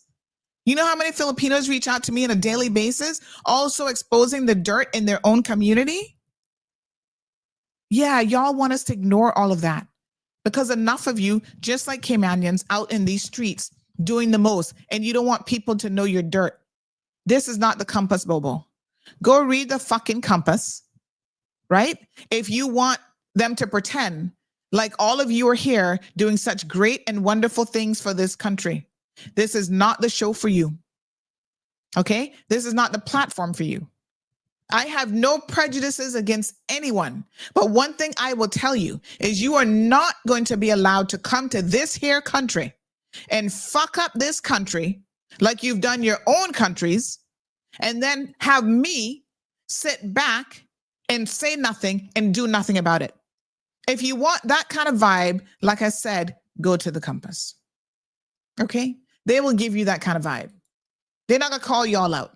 We're going to name you, we're going to shame you, and we are going to call you out. It is as simple as that. And I don't give two blood clot where you come from. You not know better. You come here with the right attitude. We are the most accepting people in the world. Trust me. I have sitting down and broken bread with members of the Filipino community. They are, by and large, hardworking, et cetera, et cetera. But you think that y'all don't have crooks in your own community? You're not fooling me. Of course you have crooks. And they happen to be one of them. Huh? I judge people based on their actions. And so your actions is what will get you featured on this platform. I don't care about the color of your skin. I don't care how straight your hair is. I don't care how nappy your hair is. If you behave yourself, you have nothing to fear from Cayman Mall Road. If you're Caymanian, Jamaican, Puerto Rican, I don't give two cahoots where you come from. But when you get into pure foolishness and thievery and lies, then yes, see, I'm here. Now the criminal element in the white marina. Yes. We are going to zero in by him. So we zero in on all of you who are involved in foolishness. And it's as simple as that. And if you don't like it, you don't have to watch the show. You don't have to follow the platform. I don't give a cahoots. I don't really care. It's as simple as that. Okay? Straight? Do we understand each other? Don't tell me nothing about no children and saying nothing positive to children. What are you doing here assisting Caymanian children? Ask yourself that question. And I don't have to tell you what I do from what I don't do, but let me give you an example of how y'all don't have a clue and you want to be saying foolishness and trying to come for people. And I'm going to set you straight when you do so, because I love children and I want all children to grow up in a safe and happy and amazing environment. Right? I will go out of my way for children.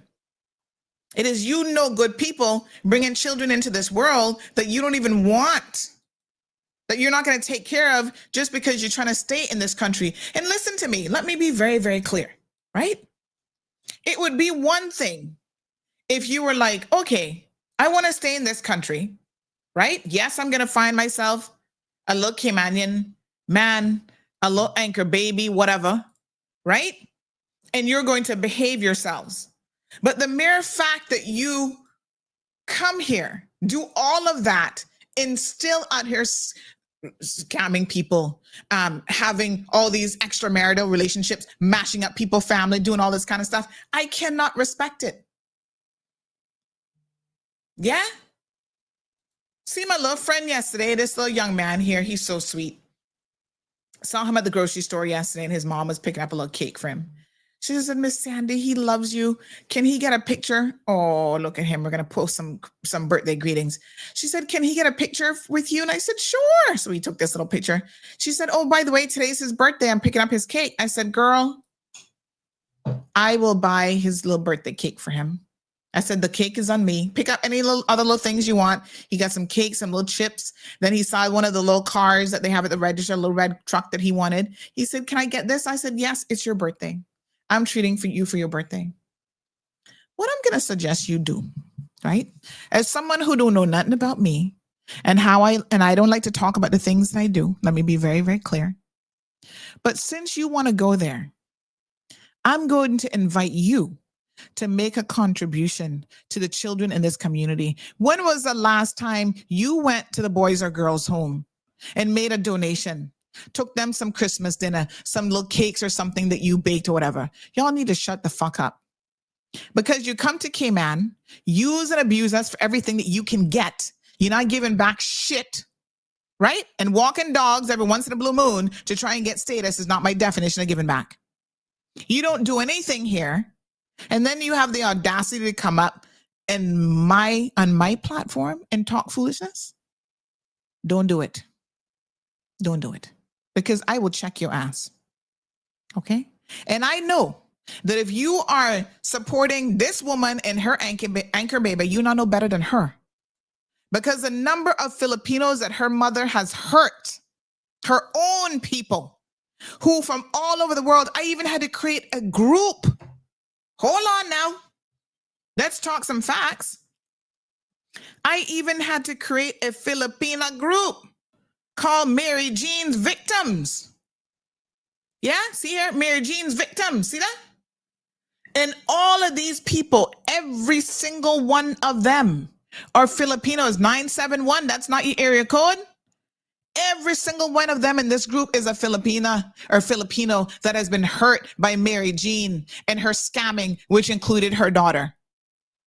So do not come for me, right? And I don't care, like I said, where you come from.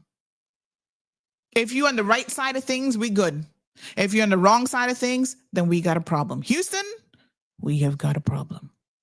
And it's as simple as that. This is very, very, where's my little megaphone? So I can give you some special effects since y'all want to be trying me. Houston, we've got a serious cleanup in aisle 5, please. We can clean it up. We're going to expose every single one of you. That's one way of helping the government. I'm here to do my part. And I'm calling this one for what it is, an anchor baby. We know what this is all about. Immigration needs to deny her status. Yes, the poor little baby is Caymanian. So of course she can stay. When she turns 18, she'll be able to get her acknowledgement. But the mother, no. You're not gonna get no rights off of this child. So what can I tell you? Except you ain't get what the duck that get, especially around Christmas time. Put in the pot.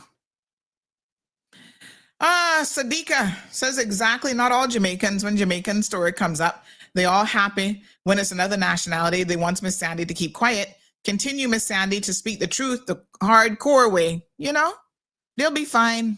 All of them. All up in their feelings. What Trisha say? All these DJs married must be 4 or not married yet should have been looked into. Long time rubbish. All foreign DJs from Jamaica married. Oh my God, what a hot mess. Gabby says, clock it, Sandy. Trust and believe. The one that promotes crime is poverty. Very simple, common sense. You know, and again, they come here because Cayman has so much to offer that you do not get back home. This is the part that I don't get. Yet you want to bring your criminality and your shit to Cayman. We're not going to tolerate it. Okay? So sorry, but not sorry. Sure. Jamie says agreed. And like I said, if y'all feel so bad about it, you've got options. Don't listen. Go listen to somebody else. Morning, Amy. How come immigration didn't send the daughter home? Well, she not quite like the mother yet. So they sent the mother home because she keeps breaking the law. The daughter we low key know is already starting to do stuff, but sometimes it takes a minute for the system to catch up with what they're doing. Now, I don't believe in judging people based on who your mama is or who your papa is, I say give people the benefit of the doubt. But when you're this close, and here she's already trying to get PR, when you are this close to your mother as an adult and you are in the foolishness with her, that is when we say the apple never fall far from the tree. So come again, Ching Ling Wing Wing Wong, whatever your name is. And please know, by the way, I love your Chinese movies. Please keep making those. Those are amazing. I'm on Facebook. They're always popping up in my thing. Oh, watch this one about, she comes back. She's reborn. I'm like, yes, sir. Here we go. And again, another one reborn. Got to fix her mistakes in life. I wish we all had that opportunity. Wouldn't that be grand? Anywho, you'll be fine. No insult meant, no insult taken. The truth is what it is. Don't need a crutch to stand on. We good? Anyway, I'm going to help members of my community now who need some stuff notarized. And that's the positive things that I will be doing today, along with many others. So I hope that those of you negative Nancy's will go out there and likewise also, do your part to make it a better world. So, yeah, I think we can all do that. Miss Sandra, ask him if he get the point. I think y'all are really beginning to enjoy that. Hold on. Let me get the audio ready. What a pint! What a pint! Did you get the pint? Here we go. What a pint! What a pint! Keith, it says freedom of speech, and I swear to tell the truth and nothing but the truth. So help me God. Oops. Where's my kaboom button? There we go. Gabby says I refuse y'all to come here and make Cayman get communist, because the day that happened, it will be war for y'all. Oh, no. They just want to bring the bad behavior and we must sit back and accept it. No, honey child, that's not gonna work. Nope. Our forefathers worked too hard. That my Jamaican husband calling me now. Our forefathers worked too hard to make this the most amazing place in the country. We have to keep it that way. Good morning, Jamaican husband. What's going on? They say me don't like Jamaicans. Exactly. He's like, huh? Tell him I sure love you. Right from St. Mary. I'll call you back in 2 minutes. Give me 2 minutes. I'm going to wrap it up now. What happened? All right. I will call you back. Okay. I'll call you back. You see that? Good Jamaican husband. When he get on the phone with me, he don't want to go. He want to talk me to death. Mm-hmm. There's some good ones out there. You just got to find them, honey chill. Not easy, but it can be done. Somebody said just the other day, Boujou was cussing them thieves. They all need to go back to their shithole countries. Don't make ours like theirs. Lord God, what a heat. Oh my God. Oh, Lord have mercy. This one says, I'm so happy you're saying this. Let me read this comment and then we'll start to wrap things up. No, sir. Y'all gotta do better. Dun. Right. Here's this comment. I'm just seeing this one. I'm so happy that you are saying this. True. By the way, I'm hearing right in government issues going on. There's a case I'm hearing of a positive hiring, and the qualification certification supplied are not legit. So child shit is going on and all around. But the process to get rid of them damn people is so long that by the time the process investigation ends, they will probably leave the jurisdiction and the public will have no clue that it has happened. Their lyrics sweet, and we sometimes fool too. The type and class of Jamaicans coming to Cayman these days are not the same. It's that simple. That is true. Even my grandfather would tell y'all that if he was alive today. He's like, And I know where these muffins coming out of Jamaica from. Some of them are so damn bad, their own country happy to know some of them leave Jamaica. You can hear it in the tone of even how their own elected leaders, when they try to explain and reason amongst themselves. But the breed of them that coming here is like at the bottom of the barrel, and they make it look bad for the good ones that are here. So true. Good morning, Carla. Yeah, you know what you do for me? You find something better to do. Listen, this one, it's three things I want you to do. Uh-huh. Go get 2 breadfruit for me and Lord send them God. to Amazon. I Yeah. want the yellow heart one though. That's number You're one. looking for some good And you yellow know heart. the reason? Look Yeah, here, that's number one. the And tree the kind of next full thing now, I you know? want, hold on. The next thing I want you to do, the reason why you married Marlon, because Yes. you didn't have enough money to buy more comb, but you don't want no natty head. You fool. Lord, I know that couldn't And be the next one now, the last one now. Miss Lucille, The last but one. wait. Hold on. Hold on. The last one now. I'm giving you. God. You might go home this evening and find that divorce paper waiting for you to sign. Lord God. Oh, Marlon All love, right, listen, take care. Marlon love him, this Caymanian gal. Man, I know nothing but nobody else. What a song. Thanks, Miss Lucy. What a song called My Caymanian Girl. Oh yeah, he loved his boy. No, I was gonna give you a joke about the hair, right? That couldn't have been it because Lord God, my daughter hair is so thick. Although I had really thick hair too, so I'm not going to give Marlon all the credit. But what I would say is, what a heat! What a heat! You comb going through her hair. Her hair is so thick. You guys see the special brushes that we have to be ordering for her, honey child. Lord God, that is like, whoo, Rapunzel times 5, long and thick. Only them Spanish people can handle her hair. No Jamaicans can handle that. Her aunts be like, "Oh, we can comb the hair for you when they visit." I be looking at them like, "No, her texture different still, you know. It's long and thicker than theirs. Like they have the finer, more proper Indian hair, you know, because she's mixed now. She get the thickness." And them Spanish people, big shout out to Miss Rocio, Miss Andrea. Dominican, they hold it down. Honduran, they hold it down with the hair, boy. They can fix that up real nice, real quick. Mm-hmm. Well, you know her scruff of muffins before? Well, she said I hollered. Amy says it's when they try to spread the narrative that they came here to help Cayman. The gaslighting is crazy. Anyone could step foot in every country and see who needs the most help. Exactly. Poor things. Poor them. No.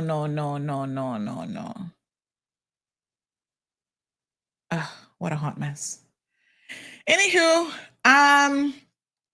what I figure we will do now, honey child, give me a second, is we are going to, I might go check out some of those phones from Digicel because I think I might need another one for video. You know, by the way, those iPhones now, the iPhone 17, for quite a few models, you can do all your recording in an iPhone, you know? All your video recording, they are legit. They're good. I'm not a Samsung person. Okay? I can't talk about Samsung, but, and have you heard now that the criminals prefer iPhones in London and the UK? This is a funny story that I saw the other day, but the criminals are returning. Hear this story now. Hear this mix up. If the criminals, if they grab your phone on the streets and you have a, hold on here now. You have a Samsung phone, they throw it back at you. They do not want the Samsung phones. Apparently, they only want iPhones because they know the value that an iPhone holds is better than a Samsung phone. I'm like, what? That is so funny. No, sir. But it's true. Yep, they throw it right back at you. Say, no thanks. Looking for an iPhone. I said, oh, Lord, have mercy. All right, folks. So let's end the show on an absolutely positive note today. When you say criminals, I'm thinking you're referring to Jamaicans. What, Melissa, where did you come out from? In London? I have no clue who the criminals in London are. What the hell are you talking about? Nobody not talking about that. Jesus Christ. What is in the water today? Y'all just jump on here, never been on the show before, and you come with pure nonsense. Criminals come in all shapes and sizes. We're looking for one right now that happens to be a Caymanian. If you see him, call the popo. Come off of my fucking channel talking nonsense. Please and thank you. With all due to little no respect. Figure that one out. Anywho, we know y'all love a good song every once in a while.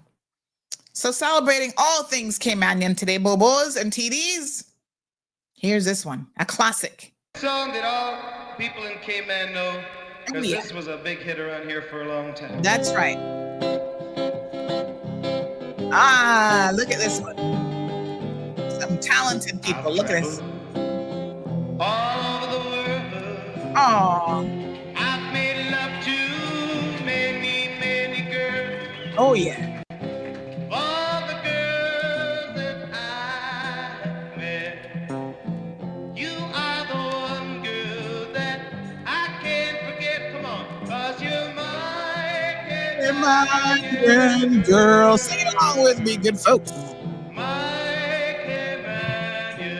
Beautiful. Comes in all shapes and sizes, all shades, beautiful colors.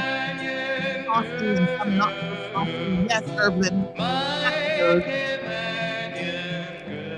Yep. African girls are nice, nice girls. French girls too. When it comes to loving, I give the credit to you. You know how to do your thing to make your man feel right. Give him all the love you can. Hold him every night. You're my Caymanian girl.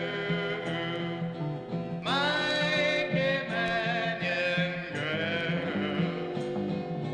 My Caymanian girl. My Caymanian girl. I've traveled all over the world. I've made love to many, many girls. All the girls that I have met. You are the one girl I can't forget. Let's go. You're my Caymanian girl. My Caymanian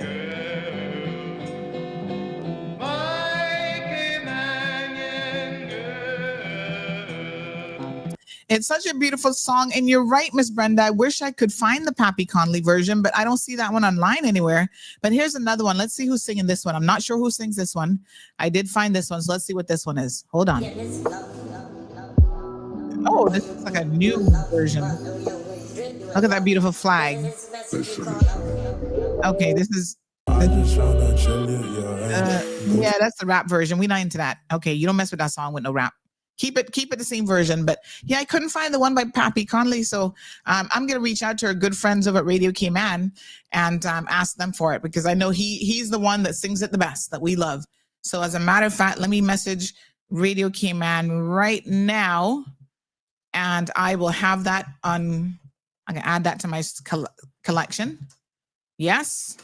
Beautiful. Okay. All right, my Caymanian girl. Make sure you know. Y'all have a yeah, I'm gonna get his version. I'll get a copy of his. Oh, one final call, honey child.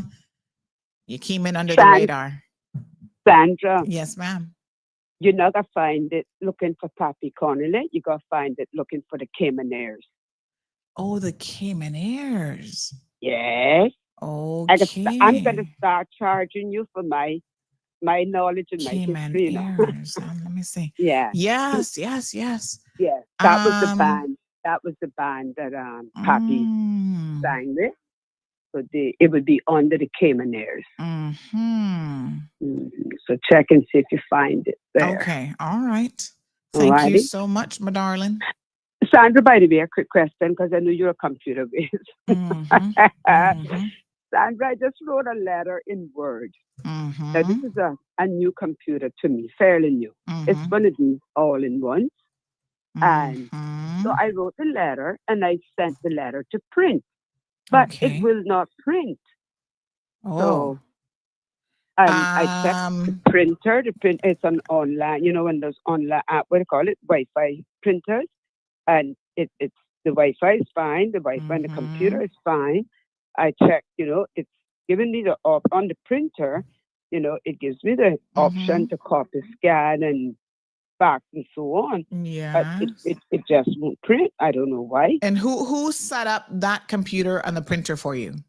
Because you got to make sure that was done correctly. Well, that's what I'm wondering. If when he set it up, did he actually? But I thought that he had. Have you tested it before? Did anything ever print from that computer? Yeah, I printed stuff. Yeah. Okay. So just off the top of my head, sometimes I don't know how many networks are in that environment, but sometimes they're like at a different network. So like from that little printer behind me, if I'm not in a particular network on my computer, I can't print to it. So there's different Wi-Fi networks. But when all else fails, just restart everything. Save your letter, restart the computer, restart the printer. Right? So make sure the printer's restarted before the computer and then restart the computer and see what happens. Because sometimes that'll force it to kind of resync and refine devices. But it sounds like it is, for some reason, your computer isn't actually connecting to whatever network. Because again, it's all wireless, right? It isn't connecting to the same network that the printer's on. And that's likely. Maybe it's not connected at all. Yeah, the that printer could be. Might not be. Yeah. The word app might not actually. Well, as long as the computer theoretically, as long as the computer sees the printer and the two of those can communicate, anything you print from that should work fine. But restart everything, because sometimes, like I said, that'll force it to reset, and you probably will be good from there. Yeah, well, I mean, I selected the right printer and everything, size paper, 1 page, and so, but I sent it to print 3 times now, and nothing is happening. So yeah, and the funny thing is, when you restart everything, all those 3 will probably come out of the printer. I know. That's why So they're in the queue somewhere. Yeah. Restart it. Let me know how it goes. Alrighty, thank you. All right, my dear, have a good one. Okay. All right, folks, that's it. The weekend is here. You guys have a beautiful, beautiful weekend. Listen, you can hate me for trying to make Cayman the best place in the world because this is my country.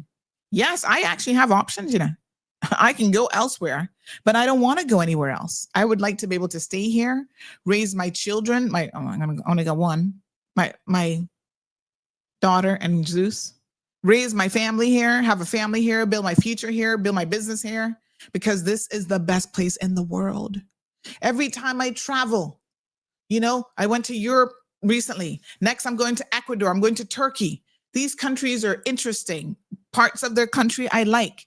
But when my foot hits that Cayman soil, I almost want to get on the ground and kiss the ground, because my daughter, last time we traveled, she's like, oh my gosh, there's no place like home. And I was like, oh, she gets it.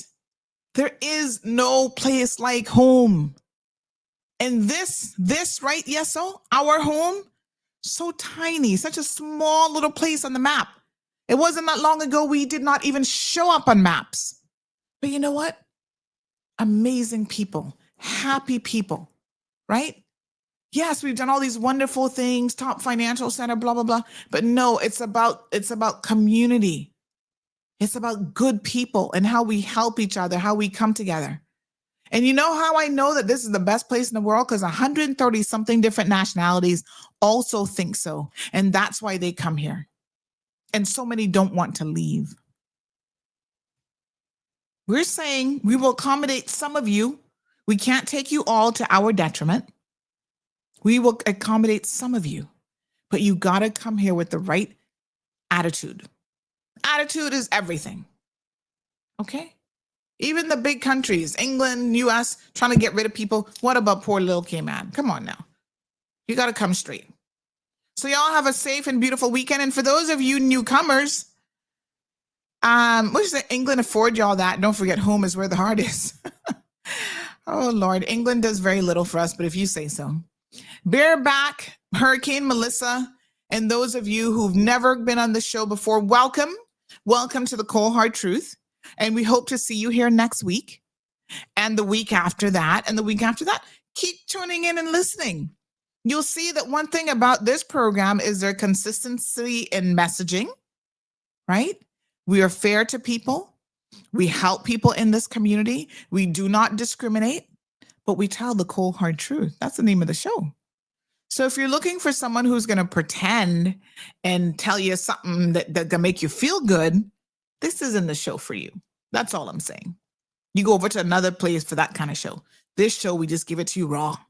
Simple as that. Okay.